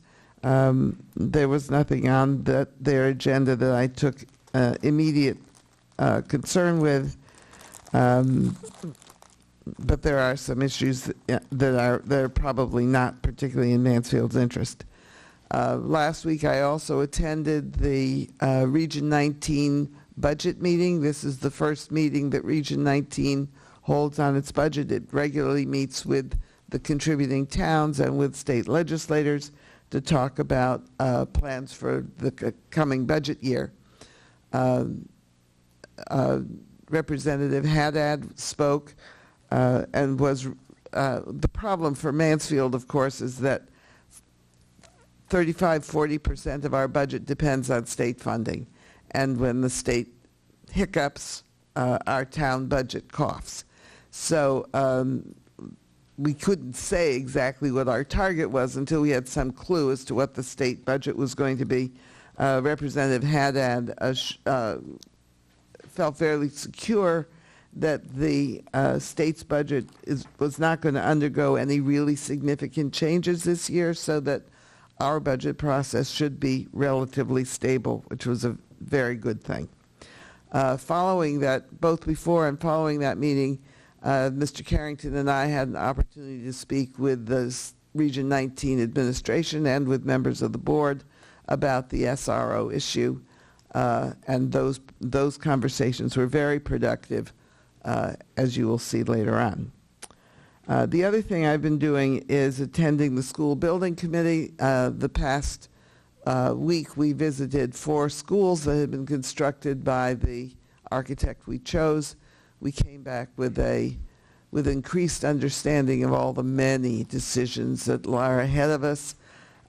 We are looking at a totally different design scheme in order to achieve our net zero goals, but there's a great deal of work ahead of us. And I think that's the end. Anybody else have reports or comments? No. All right, thank you very much. The next item on our agenda is under old business is the School Resource Officer Program. This occurs on page 29 of our agenda.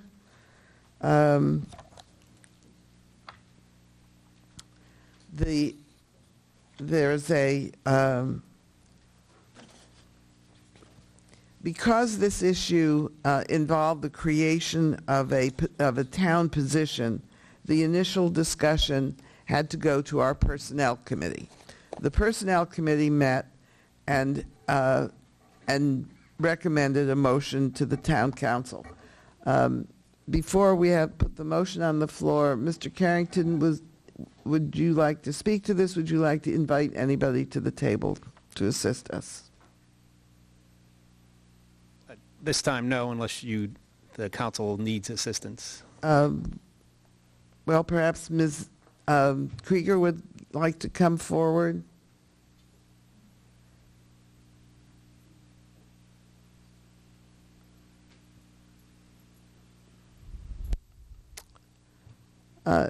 We had a number of conversations with Ms. Krieger about the memorandum in front of us. What the Personnel Committee and the Council in our last time had a chance to look at were recommendations from our town attorney for 4 options. However, Ms. Krieger suggested a 5th. And can you speak to your 5th recommendation? Can I grab my paper? Please. Do I have it? Yes, please.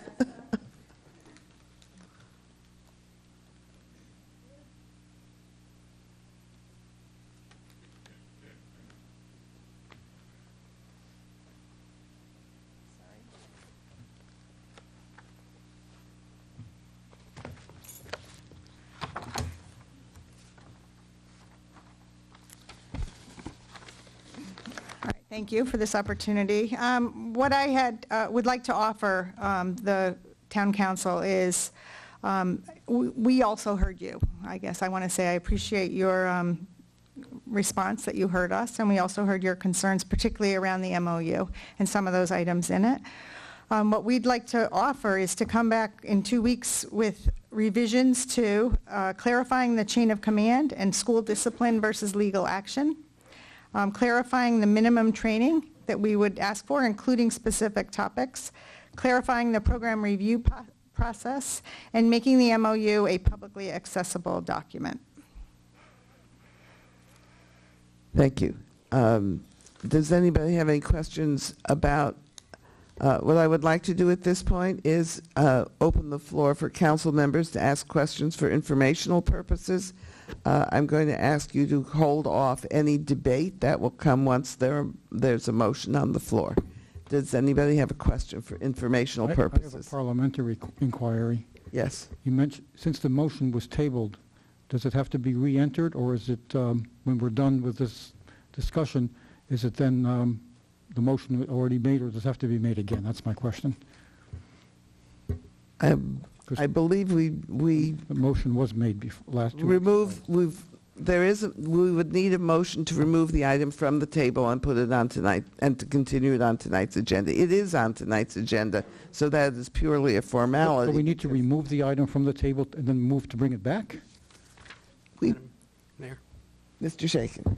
If you refer to page 5 of your packet, the first paragraph, and then page 4, the last paragraph, there was never a motion made besides the motion to table at the last meeting. There's no motion properly before us. The Personnel Committee's recommendation was never put on the table.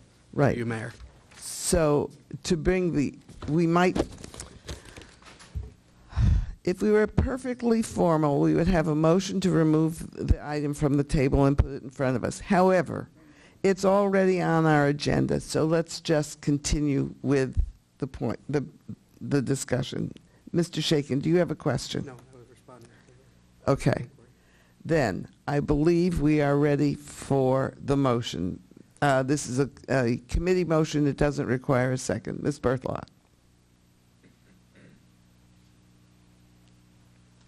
I'm confused. I thought you were first going to allow the council to ask questions. Well, I did, but there were no questions. Okay.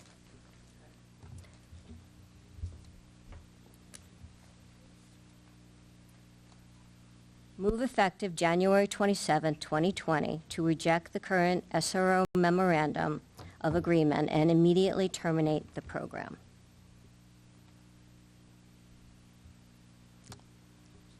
Now, may I speak to my motion? Yes, go ahead. All right. Thank you, Mayor.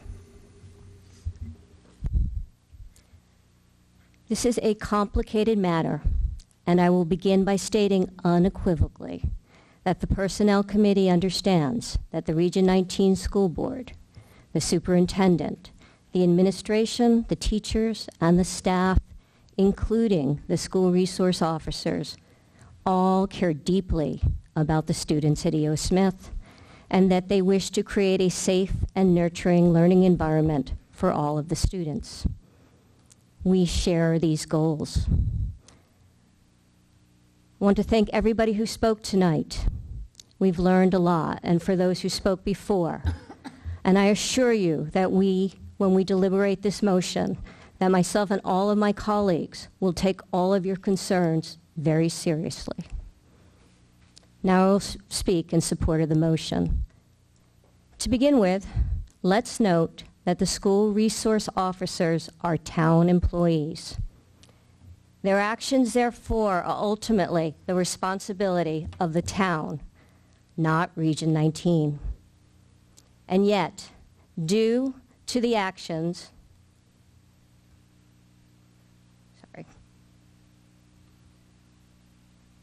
computer glitch.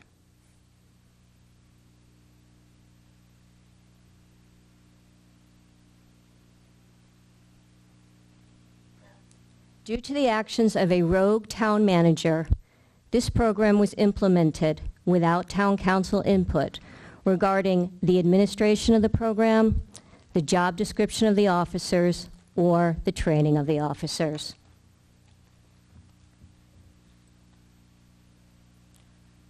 And though it may be tempting to simply trust in the wisdom of those who were involved in these decisions, to do so would be unethical. The students at EO, the students we all care about, are teenagers. This means that sometimes they don't behave exactly the way we'd like to. Why? Oh boy, as a mother of one, I ask this question a lot. Why? Brain scientists tell us that the teen brain is wired differently than the adult brain. It seeks immediate gratification, excitement, and peer approval. Moreover, it lacks impulse control and the ability to weigh long-term consequences. Thus, teens, more so than adults, are likely to engage in risky, even criminal behavior. This brings us to the School Resource Officer Program. At an intuitive level, it seems like such a good idea. Boy, we all want to keep our kids safe. But research has not found a link between school resource officer programs and increased school safety. Instead, research indicates that the school resource officer programs cause harm by increasing the risk of student arrest for all students, but most particularly for students of color and for students with disabilities. For instance, in April of 2019, a study found that in Connecticut, when schools have school resource officer programs, rates of arrest increase for white students, but more so for Black and Latinx students. And for Latinx students, when poverty is controlled as a variable, the percentage of Latinx students referred to law enforcement in schools with school resource officers programs is over 6 times higher than that of Latino students in schools without school resource officer programs. This statistic is very jarring, particularly when we look at Connecticut's rate of youth incarceration compared to the rest of the nation. In 2017, the Justice Policy Center at the Urban Institute published a study indicating that relative to other states, Connecticut has low rates of youth incarceration. However, when compared to the rest of the nation, Connecticut has the highest racial and ethnic disparities of committed youth. This means we are worse than all the other states. Worse than Alabama, worse than Louisiana, worse than Mississippi. In Connecticut, youth of color are committed at 14 times the rate of white youth, and specifically black youth are committed 24 times the rate of white youth. Given this information, I think we can all agree that the decision to have a school resource officer program is a serious one that must be done with great deliberation, and if done with great care to ensure that students, particularly students of color and students with disabilities, are not harmed. Again, unfortunately, through no fault of anybody in this room, the School Resource Officer Program began this fall at EO without town council input. Moreover, this very serious decision was made with minimum opportunity for public comment. It is for all of these reasons that the Personnel Committee recommends that the Town Council immediately terminate the School Resource Officer Program. Whether we have one at E.O. Smith is a serious decision, and one that should not have happened without a robust debate regarding its implications for all of our students and for the future of the town. Thank you. Mr. Shuren. I would like to propose an amendment. The amendment is as follows. Move to strike all words after January 27, 2020 and substitute the following. To direct the town manager to renegotiate expeditiously the memorandum of agreement among the Department of Emergency Services and Public Protection Division of the State Police, the Town of Mansfield, and the Board of Education, Region School District Number 19, to reflect the options outlined by the Superintendent of Region Number 19 to the Mansfield Town Council this evening, including, among other elements, specific language relating to funding for the School Resource Officer SRO positions, provision of maximum feasible supervisory control of SROs by the Region 19 administration, comprehensive cultural responsiveness and related training for SROs, and other relevant matters clearly outlining the responsibility, accountability, and oversight of SROs. The existing agreement shall remain in force provided that this process of renegotiation among the parties leading to its amendment be initiated and resolved with appropriate urgency. Further, that the SROs seek SRO certification from an appropriate national certifying body, and that the Mansfield Town Manager initiate promptly any additional relevant anti-bias and cultural responsiveness training for SROs through an entity approved by the Town of Mansfield and Region 19 administration. Further, that the amendment of the Memorandum of Agreement be completed, at least in draft form, by the Town of Mansfield and Region 19 administration no later than March 6, 2020, and further, that the parties consider a new Memorandum of Agreement for the 2020-2021 school year immediately following the end of the current school year. In considering a new Memorandum of Agreement, the Town of Mansfield will review information and data provided by Region 19 and the State Police, with the understanding that information protected by confidentiality statutes may be excluded from public review. Is there a second to the substitute, to the amendment? Mr. Kachenberger. Seconded by Mr. Kachenberger. Discussion? Mr. Shuren, would you like to speak to your motion? Yes, I believe that this addresses many of the concerns that I think all of us share that were voiced this evening, provides for more study and information, which is clearly called for. It avoids an abrupt change and termination, bad faith with dedicated public servants, recognizes and respects the work of our colleagues on the Region 19 board, and moves us ahead in an orderly manner, recognizing that there were flaws that got us to the position we're in tonight, but to the extent possible remedies those and moves us back to the position that I wish we had been in at the very start, and enables us to complete a process that is open, fair, expeditious, and will lead to what I believe is a positive conclusion. Would anybody else like to speak to this amendment? Mr. Freudman. Yes, thank you.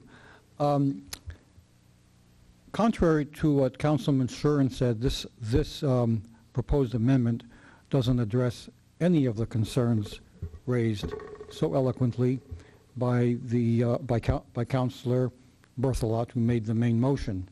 All this amendment does is to perpetuate a program that some of us have deep concerns about. We're not looking for a differently worded agreement. We just don't like aspects of the very existence of a school resource officer program. And so the sooner we, if we can get back to the main motion, assuming this amendment will not pass, and I hope it doesn't, then we could debate the main motion.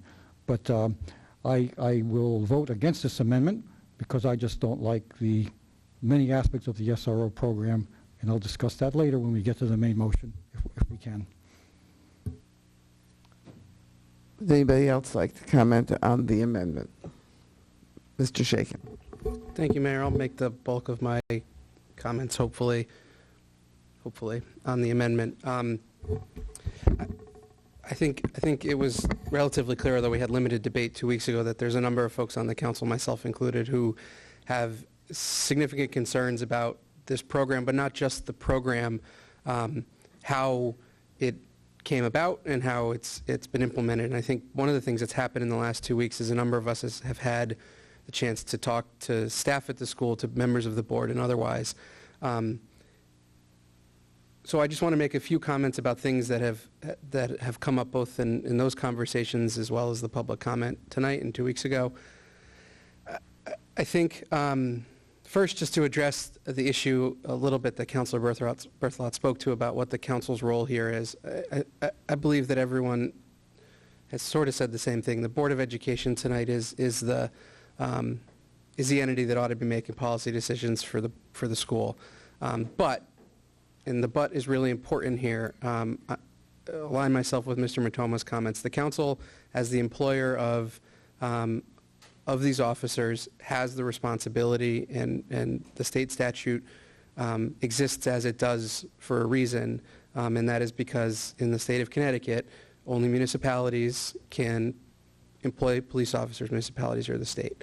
And a school is not a municipality or the state.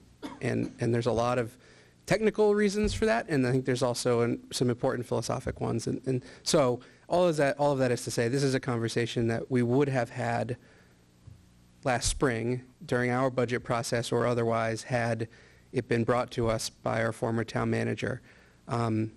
Similarly, just as an aside to mention something that came up in public comment, another issue that I'm hearing about for the first time here is the desire to have a better interaction between our youth services department and the E.O. Smith, as well as the creation of a juvenile review board, of which I have some professional familiarity.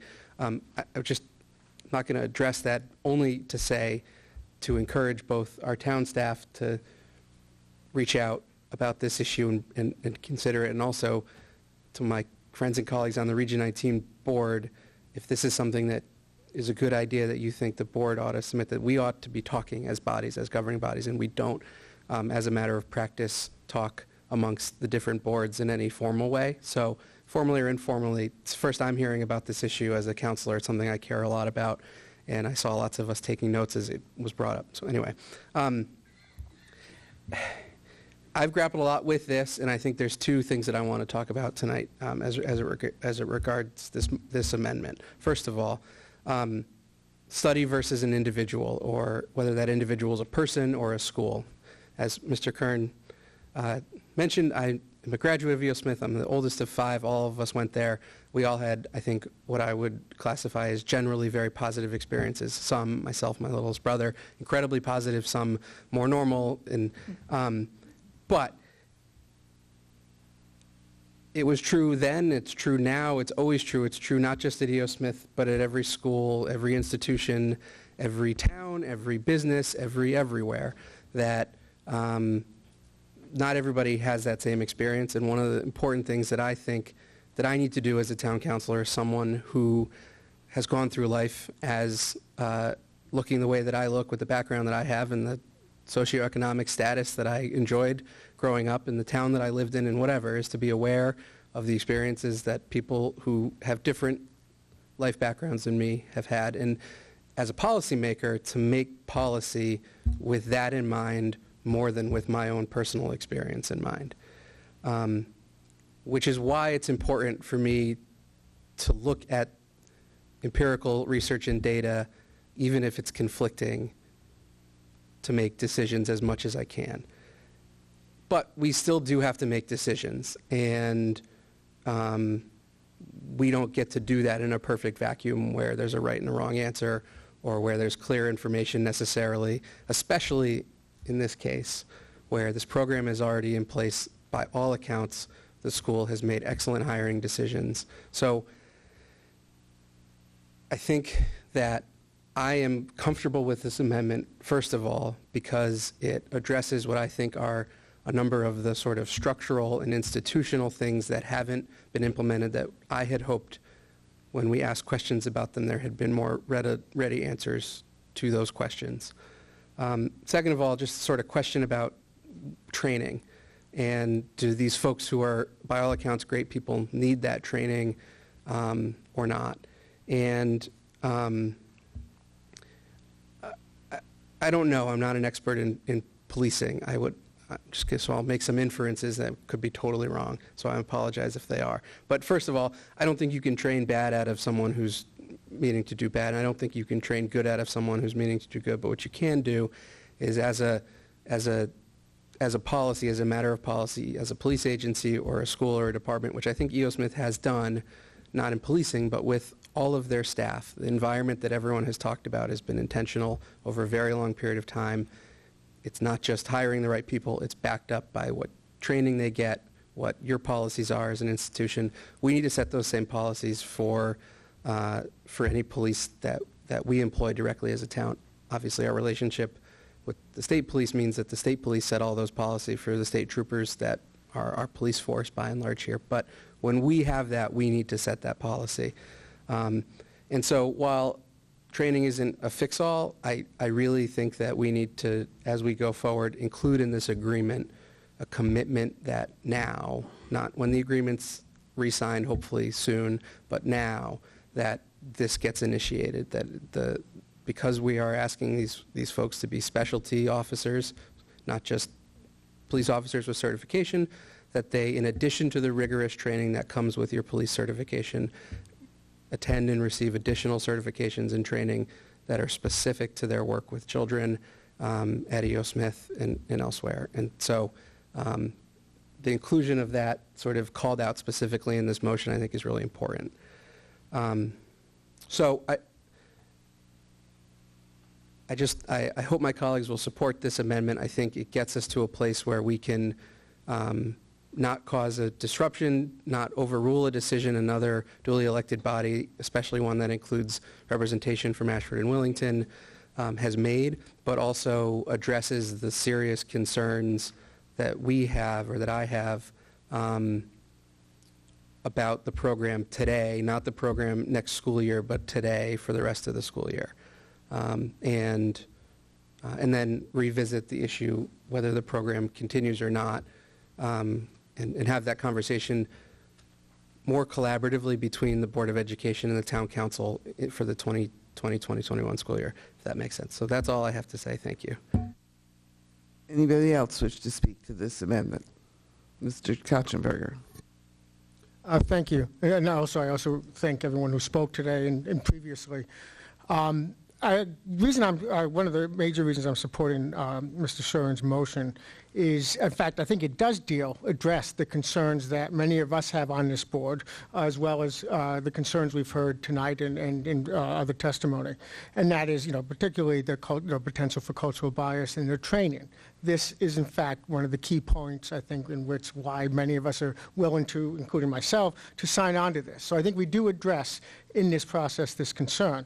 Now, that by itself, I think, at least my agreement, and I think probably for many others here, the agreement to continue as we work, to continue the agreement as we work on this is not a commitment that the town of Mansfield will agree starting next year, or to the conclusion of this, current agreement over the summer, that we will continue to serve as their employer. That's something that we will then have throughout now and then, as well as then, have the discussion that was necessary beforehand. So I fully support Ron's motion. But I also think, at least for me and probably some others, it is not a commitment as to what the town council will do in 4 or 5 months from now. But I think I also am certainly persuaded by the fact that Region 19 negotiated with us in good faith, that we are acquiescent, however correct or more likely inappropriate it was also taken in good faith, and created an environment and a program that there is large support for, particularly among the administration, obviously Board and Region 19. And I think given that I feel, I don't know if any of us in this room are comfortable necessarily with all that's gone on, but I feel that we should in fact continue this agreement for over the next 3 or 4 months, assuming that we are able to work on these issues, training issues and others, as the motion suggests. And I feel pretty confident that we can. So again, that's why, another reason why I support it. The only other thing, I think there is some very understandable confusion about what we are and aren't doing.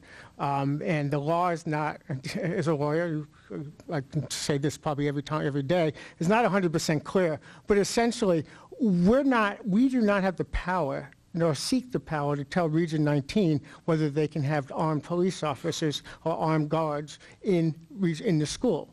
That is up to the state statute, clearly gives Region 19 that power. Nor can we make the decision as to whether those people should be armed. But state statute does require that if Region 19 or any school district, in fact, wants armed officers or armed personnel in the school, that they must be police officers or retired police officers. That is what state law provides. In other words, so they can't, regardless of what anyone would, whether we want, a police, someone who's not a police officer, a security guard who's armed, that is not an option allowed by state law, as far as I understand it. It is what state law requires, that in fact they be armed, if they're going to be armed, they must be current or former police officers. Region 19, if we were to vote, and I hope we don't, if we were to vote to terminate this agreement tonight, Region 19 would have full power to employ the current people or others and maintain their firearms. What we are voting on is whether we provide whether we provide arrest powers, because only a town, by state laws, not our law, only a town can essentially can provide such powers, or a municipality. And so what we're doing is not deciding the employment status or whether these individuals are armed, essentially, but whether they will continue to serve as police officers with full arrest powers. That's a very important role, but it is a different role, I think, than many of us have talked about today. Thank you. Mr. Freudman, I saw your hand up. Yes, I think that Councilor Katzenberger said something. At first, I thought it was an error. Maybe he's correct. They can still hire armed people for security, even if it's not through the SRO program. I don't know whether they have to have been former police officers, but I understand they can hire armed people who are licensed to carry arms, and maybe they have to be former police officers or not, but that's not a reason to have an SRO program. The problem with the SRO program is that they are police officers, and I believe that's escalatory. We heard, I think, an administrator from the high school speak earlier this evening, talk about how you have these infractions that kids do. They smoke or they vape or something, and there are these things that are now mandatory arrests. Well, they're mandatory if there's somebody there who's carrying a badge as a licensed police officer, and it's going to look good to just cause an arrest and give somebody a record. And the problem is, they also file reports. Once a report gets entered in this day of the internet, it never gets removed from their file. It follows them for the rest of their lives. I don't think that's a good thing. You know, a few decades back, you know, you get into some trouble. You might get a suspension for a few days, and you know, ponder your ways and move on and make better decisions. Now these are lifelong consequences.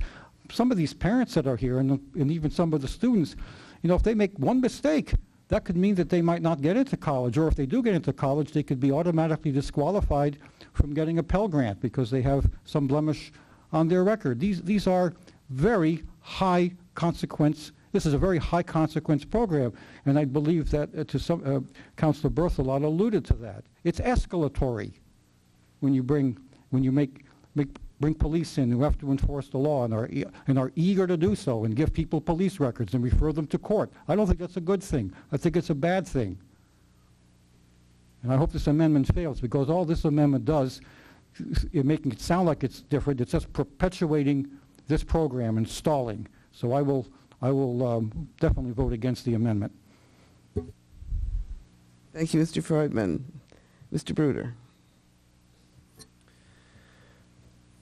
Thank you. I have to say I've taken a lot of time to really think about this, and I appreciate the conversations that I've been able to have with yourself and with Sergeant Timmy, and that patience that you gave me to be able to ask questions. And some of you may know I'm a father of 7 Puerto Rican children, 5 of which have graduated from E.O. Smith, and they had a very different perspective than I think some of their classmates.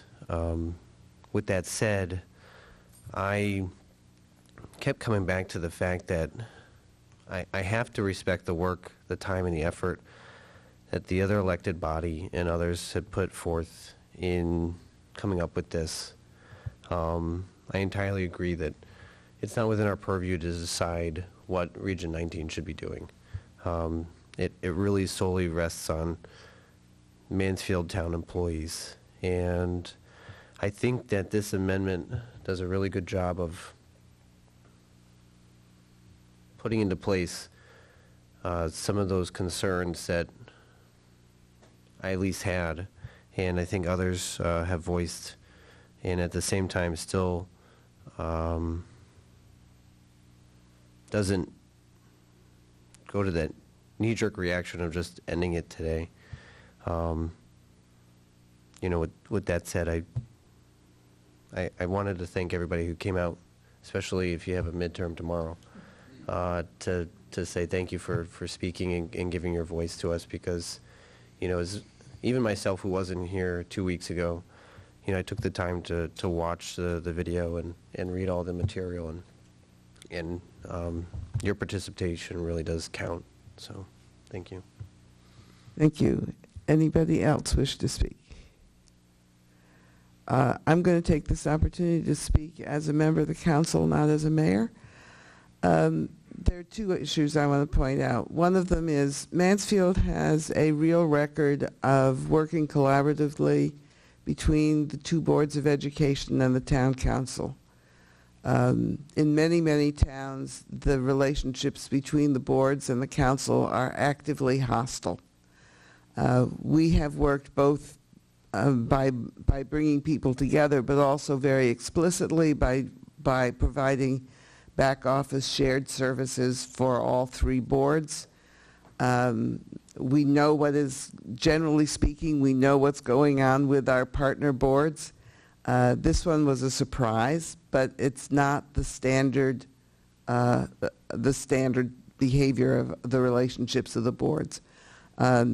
In the discussions that we've heard following the last couple of meetings, it was clear that these old antagonisms were beginning to rise up again, and I really wanted to make sure that the council and the Region 19 board were very clear in their mutual respect and consideration. This morning, from for all of the morning, I was at the state capitol attending a presentation made to several of the major departments in state government on race and equity. That was presented by an organization called the Government Alliance for Race and Equity, and they talked about how to make sure that agency actions and policies and institutions were conscious of the impact of their decisions on race and equity, and in fact had institutionalized ways of making sure that what they did worked for everybody. And one of the things that I came away from is I knew this before, but it reinforced it, that you cannot be an American without having racial prejudice. It just is so deeply embedded in our consciousness that you cannot avoid it. I've been working on racial justice issues literally since I was a child. And a number of years ago, I took a test that was offered by Harvard to check on whether you're racially prejudiced or not. And I didn't get very far into it when it got me. It is absolutely clear that our culture is so deeply infused with distinctions based on skin color that we cannot avoid it. And by the way, other countries have similar things. In Canada, it has to do with what language you speak. And in Eastern Europe, it has to do with whether you're a member of the Rom or whether you're not. And in Ireland, it's whether you're Catholic or Protestant, right? If you grow up in those cultures, you grow up trained to be aware of these differences and to discriminate. And so what they said is you first have to learn to acknowledge your responses and then to interrupt them. And I think what we are asking for here is that, not that we all say, E.O. Smith is a perfect place. You know, we don't have racism in E.O. Smith, because I can guarantee you that every single person in that school will make a response to some kind of an issue based on skin color. The issue is, can we identify those responses and make sure that they are not harmful to other people? And the training that we are asking for in this amendment is that kind of training. Acknowledge and interrupt.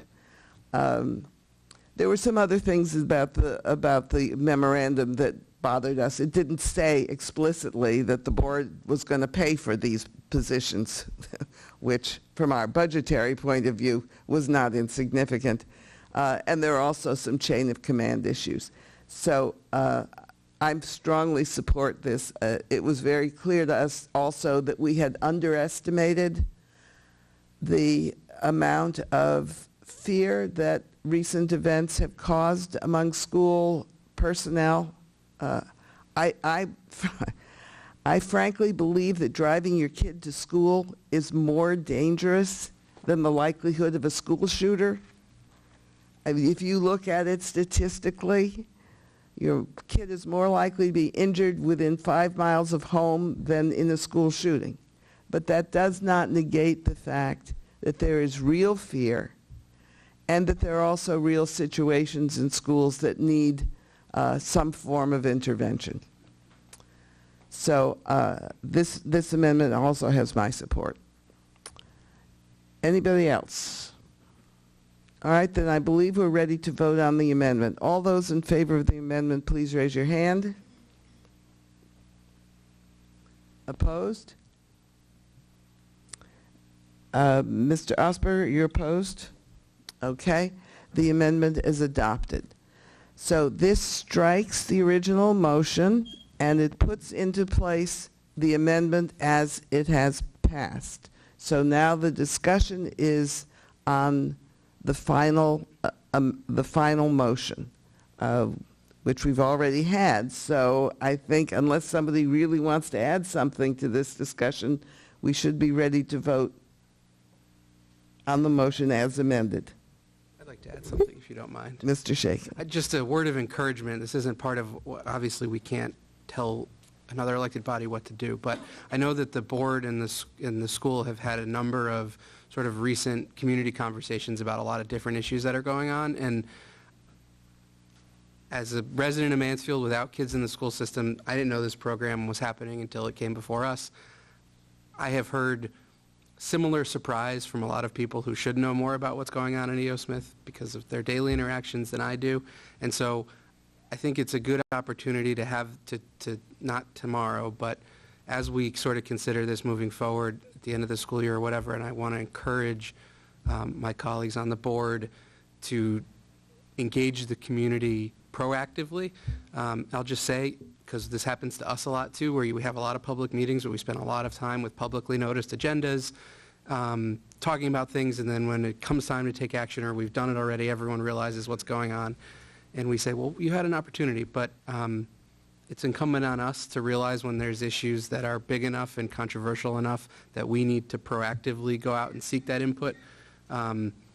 It's easier for me to say than to do because we have our meetings televised and people tend to find out about stuff the council does with a little bit more frequency and regularity. But anyway, just a word of encouragement to involve students, staff, parents, community members, et cetera, in sort of this decision-making more than just a publicly noticed meeting. I know you've done a lot of that, and I commend you for it. But I think we heard a lot of different opinions on both sides, pro and con, different nuances to the opinions, and that would, I would want to hear that if I were a member of the board in making a decision about the program moving forward. Another proposal that we would like to implement is before the termination of the existing agreement, which is the end of June, that we have a joint meeting of the two boards to discuss where we're going, which would also involve a more in-depth and perhaps an executive session discussion of security and safety at the high school. Mr. Freudman. As I understand it, if voting for the main motion means that you're voting for keeping the program because it was amended. Okay, I will be voting no on the main motion then, because it comes with that amendment, because I believe that with passage of the main motion as amended, basically the program is here to stay, and whatever comes back on March 6th or whatever date here and with little tweaks is basically just window dressing, so it will not change anything to the main substance of the issue, which is the SRO program itself. So I'll be voting no. Thank you. Mr. Bruder? I'll be quick. I'm hoping that it isn't window dressing, and that I'm hoping that it is done within a timely fashion. I mean, the fact that there's such a quick commitment to work together is why I'll be voting in favor. Thank you. Mr. Osberger? You your opinion, because you had said that you had looked it over, and so from a legal standpoint, would you say that it could be extended also to, say, military LEOs in addition to, or? Mr. Katzenberger? Well, I mean, I can speak, it's what the Madam Mayor, our town attorney's in attendance. Do you think he might answer a legal question for us? Yes, but I'll also address it because I'm also, no law professor can ever turn down a request. As he was on the subject. Yes, yeah, well, let's have Kevin come in. The statute talks about a retired police officer or a qualified retired law enforcement officer. So it's further defined in other statutes. I don't know if Kevin's had a chance to look at it. I haven't looked at that. Thank you. I haven't looked at that particular statute. There's different levels of certification that you can have, and depending on what determination the local district wants to engage in. There's what's referred to as a blue card, which is the armed security guard, which is also a certification done through is either DSEP or one of the other ones. But I don't know that you're required to have a retired police officer. Policy-wise, a couple of the other towns I've represented have gone down that road and required it to be You have to be current or retired. right. under state law. I think the state Yeah, law does they require have to, Yeah, you can't be, you have to be current or retired and then maintain your license and things like that. At least that's what the statute says. yeah, I hadn't had a chance to look at it before. Yeah, but there's a lot of stuff. And understand I wasn't trying to exclude Law you or anything professor, like that. the law professor won that one, right? No, I think Kevin was agreeing. It's the, Okay. Mr. Osberg, does that answer your question? Certainly does, sure. Okay, thank you. Okay. Any further questions? All right, all in favor of the motion as amended, please raise your hand. All opposed, please raise your hand. The motion as amended has passed. Thank you, everybody. I know this was a long process, and it's not over yet, but I think that we will be able to proceed in a reasonable fashion as we move toward an amendment and toward an evaluation. Thank you.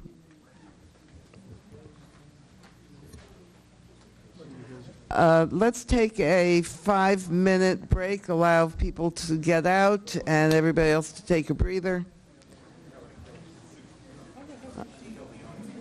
And we can kill the audio for the period of time while we're in recess.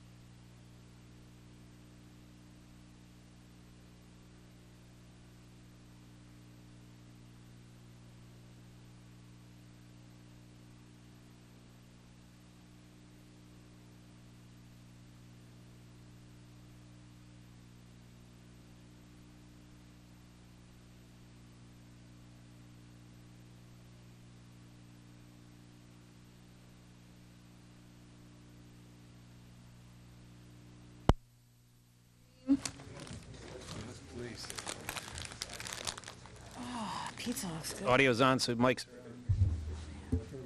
Okay.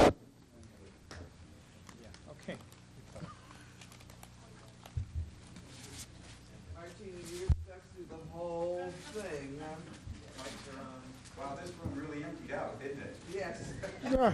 One left. Ah, all right. They do, I was here.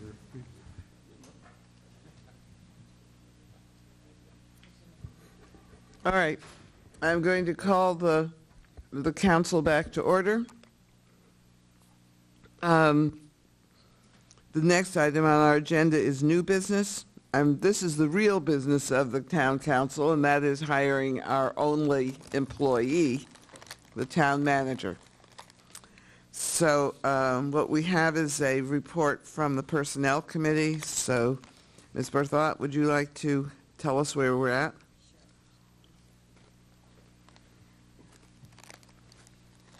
On page 55.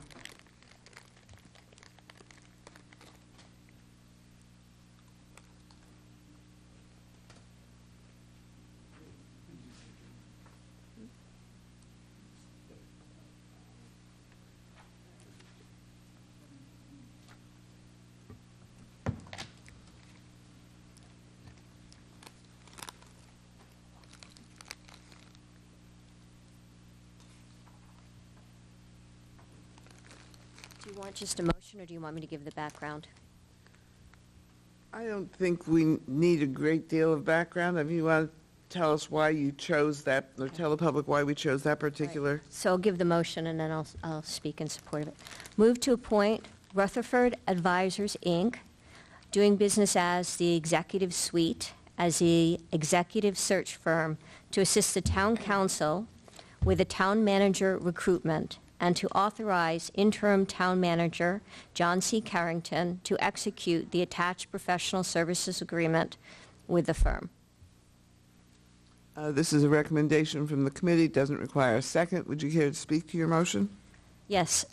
So the Personnel Committee, as a subcommittee, reviewed the various RFQs sent by numerous excellent organizations applying for this particular short-term contracted position. And in reviewing them, as I said, many were excellent, but Mr. Rutherford's application was particularly, it stood out in terms of his already some pre-knowledge of the town, but also in terms of other work he's done, and in terms of it being a appropriately priced offer to us. Okay, anybody wish to speak? Mr. Freudman? Yes, this was, of course, this was unanimous from the Personnel Committee, and we were all very impressed by Mr. Rutherford, who did the analysis for us and what went wrong in the previous iteration of town manager hire. So I feel that him having, he knows more about the town. He probably has good, I believe he has good insight into the town culture and, you know, what the problems were, because he literally wrote the report on it, what went wrong. And so he's uniquely positioned to try to avoid, help the town avoid whatever mistakes happened in the past, to the extent that they can be, such mistakes can always be predicted, and they can't always be predicted. I also want to thank the staff and the assistant town manager, Mr. McHugh, and the manager Carrington. They put together quite a package for us to look through, and a lot of good choices. But I certainly agree with the recommended motion here tonight, and we'll be happy to support it. Any further discussion? All those in favor of hiring Mr. Rutherford, in favor of the motion presented, please raise your hand. Thank you very much. Passed unanimously. I believe the next step in this process would be to invite Mr. Rutherford to meet with the town council, but the town council at that point will be functioning as a search committee And actually, we probably need a motion at our next meeting to constitute the, did we already do this? I think we already. Oh, we already did this, okay. Then we need to invite Mr. Rutherford to meet with the search committee, the personnel search committee. For those in the public who are watching this, the state statute on freedom of information creates a special opportunity for councils that are hiring high-level personnel to establish a personnel search committee, which has rights of confidentiality which are not available to the council. So, yes, Mr. Carrington. Do you want to do this at next council meeting, then, you're saying? Or do you want a separate meeting? What is the wish of the council members? Mr. Shaken, you have a... I think we ought to all look at our calendars over email and figure out what works. There's a finance committee meeting before this council meeting. I agree with you. I'd rather do it outside of the meeting. All right. What we need then, one of our goals is to proceed with haste on this. Mr. Carrington is more and more anxious that we get somebody on board soon. So perhaps we can poll the members to see if there's an opportunity for a special meeting prior to our next meeting, and invite Mr. Rutherford to make a presentation. Okay, the next item on the agenda is the President's Day Ceremonial Presentation Planning Subcommittee. I have twisted Mr. Bruder's arm as the newest member of the council. He has volunteered to do this. He's volunteered he'll do it on his own, but if anybody would care to join him? No? Okay, you... I'll do something. I should- We make it bipartisan. That'd We be should. great. Okay, thank you very much. The next item on our agenda is report of council committees. Finance Committee? Peter, have you had any? No, we have not had any meetings since the last time. Okay, personnel, have you done anything besides the search? So the one other little, actually sort of little, but maybe not so much, to increase public access to our meetings, we're going to start having them recorded, and they'll be made publicly available. Okay, thank you. And Committee on Committees? We have not met since the last time. Okay. Departmental and Advisory Committee reports? No comments? Petitions, requests, and communications. Ms. Wharton is in the audience waiting to see what we would like to do with the request from the Commission on Aging for a full-time driver. This is not exactly the appropriate time to do this, but Mr. Carrington, would you put this on a future agenda? Yes, would you rather address it through budget, or do you want it on a future agenda? I think, let's put a thought.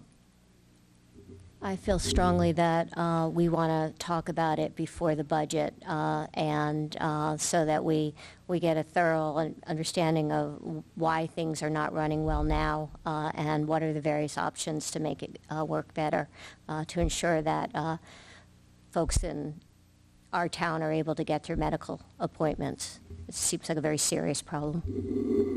And it probably would be helpful to have some greater information on what is happening with WRTD on this issue, and Dial-A-Ride.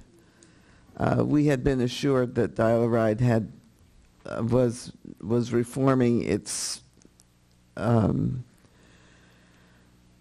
business model or its scheduling or something, and it would be very nice to find out what had happened. Okay, Mr. Freudman? Yes, thank you, Mayor. Also on petitions, requests, and communications, I'd just like to comment briefly on item 11C, which starts on page 95. I want to begin by thanking Mr. Carrington, our town manager, because I had noted that at our last council meeting, the report from Store Center Parking Operation, LAZ Parking, was very deficient. It was minimal. There was no real information in it. And what we have in our packet is the report I had asked for, which was LAZ Parking's operations in Store Center. And I'd just like to point out one thing and one concern I have with the report. You know, I pay particular attention to the costs that LAZ Parking basically imposes on the shopping and visiting public through parking operations, and I just want to note one example, that just in the month of, this is on page 99 of the packet, just in the month of December, they report $11,760 of revenue just from violations. This is not counting what people pay through monthly parking fees or pay as transient parkers, which are even higher sums than that. But just in violations, handing out $30 tickets, they added up to $11,700 just in the month of December. One deficiency I do see in the report, and you know, not asking them to redo this, but what I would ask Mr. Carrington is if you would please point out to LAZ Parking that on that same page, it's page 95, they show 0 in violations for both the months of October and November. That cannot be correct. It's a quarterly report. That's why you only see it in September, December. So what's in December is for all 3 months? Yes. And just like September, there's nothing for August and July. It's a quarterly report. Thank you. That's how they do it. Thank you very much, and thank you for acquiring this more complete report, and I hope they will continue to do that as they provide these reports on a quarterly or whatever basis they do. Thank you very much. Any further comments on items in our agenda? Any requests for future agendas? Mr. Shaken. I just have it's a quick point on the thing we voted on about the search consultant. Just to say publicly that I hope that we, as we enter into this process where we've constituted ourselves as a search committee, which is not public, that we give as part of some report, not in an official way on the agenda, but maybe in reports of counselors every so often as we've done some things, just a quick update to the public about where we're at, obviously not disclosing anything that's confidential. And maybe the next one will be after we've met with Mr. Rutherford to outline to the public what the process is that we've devised for the search. It's clear from Mr. Rutherford's proposal that he wishes to include additional stakeholders in the process, so I feel fairly certain that we will be making public statements on what's going on.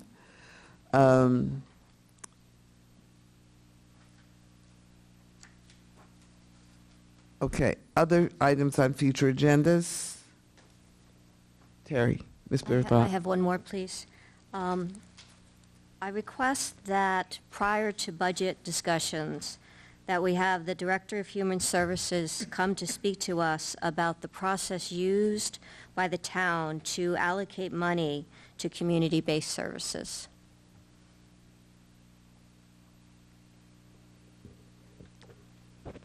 Anybody else?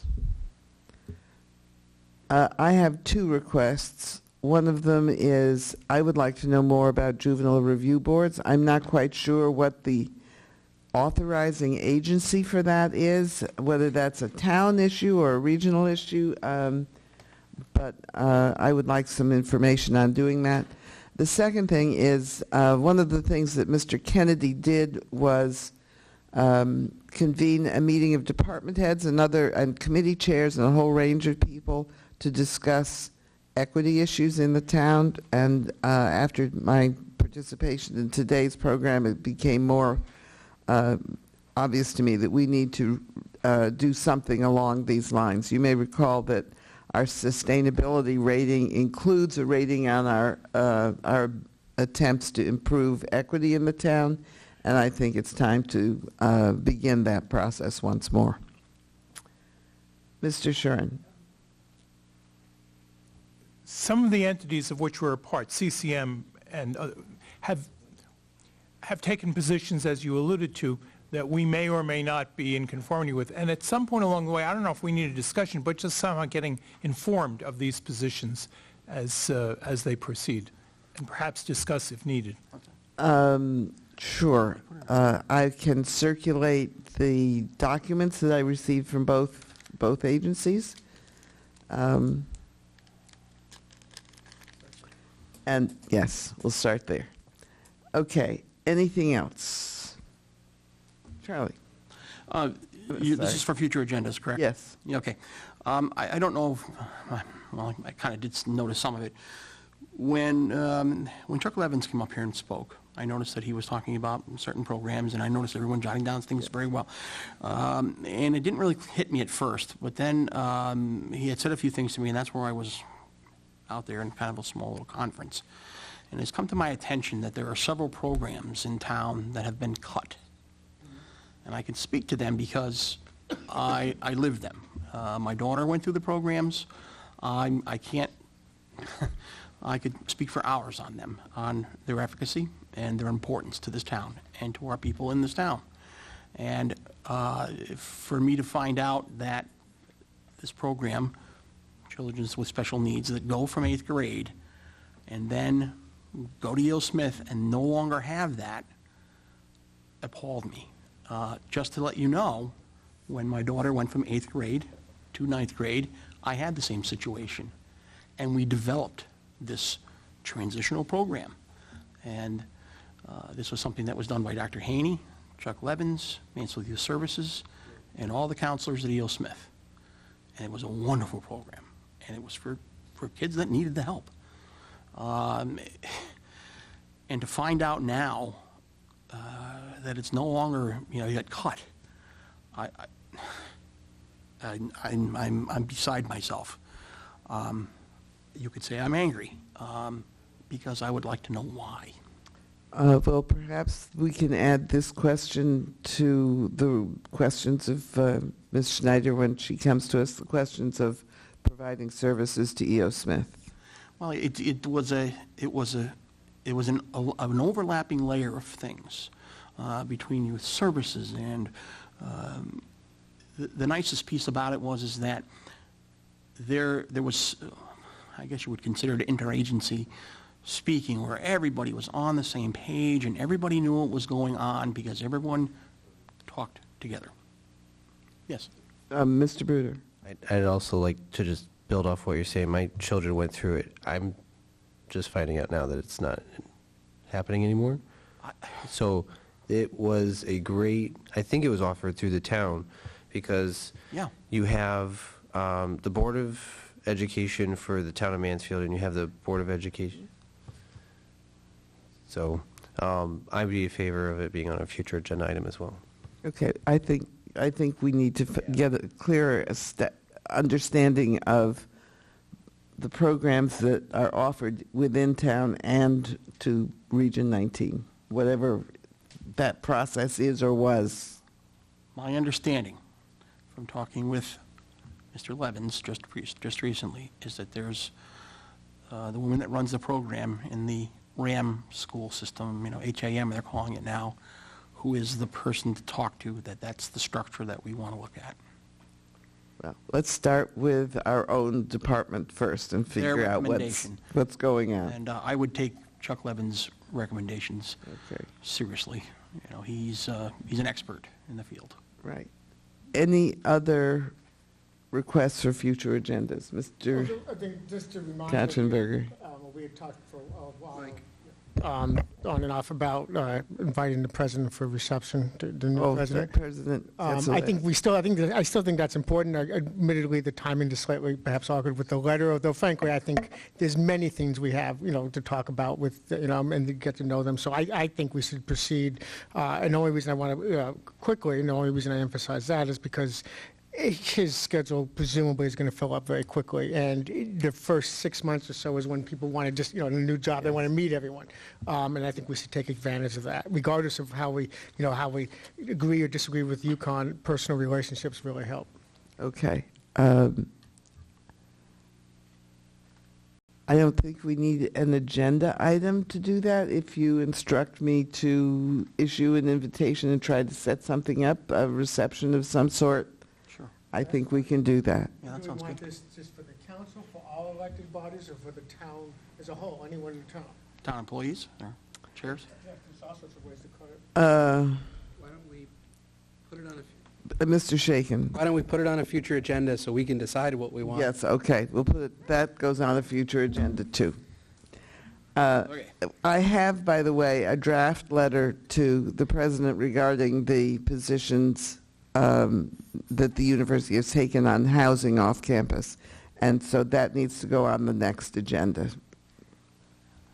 Madam Mayor, was that in regard to the last thing that was involving sewer or water? Yes. Oh, so Yes, had you had instructed me to construct a letter. I have a draft. It was not on tonight's agenda Okay. because we had limited the agenda to these two issues, but it needs to go on the next one. Very good. Right. Very good. Mr. Freudman. I'm not asking for a future agenda item, just I'm about that draft letter that you'll probably be floating by us, bring to the council at the next meeting. The timing is good because I believe the very next day is the next meeting of the Town University Relations Committee, so which of course you co-chair, so I'm just saying that would be kind of doing things, just one day Okay. after, so we could submit it to them.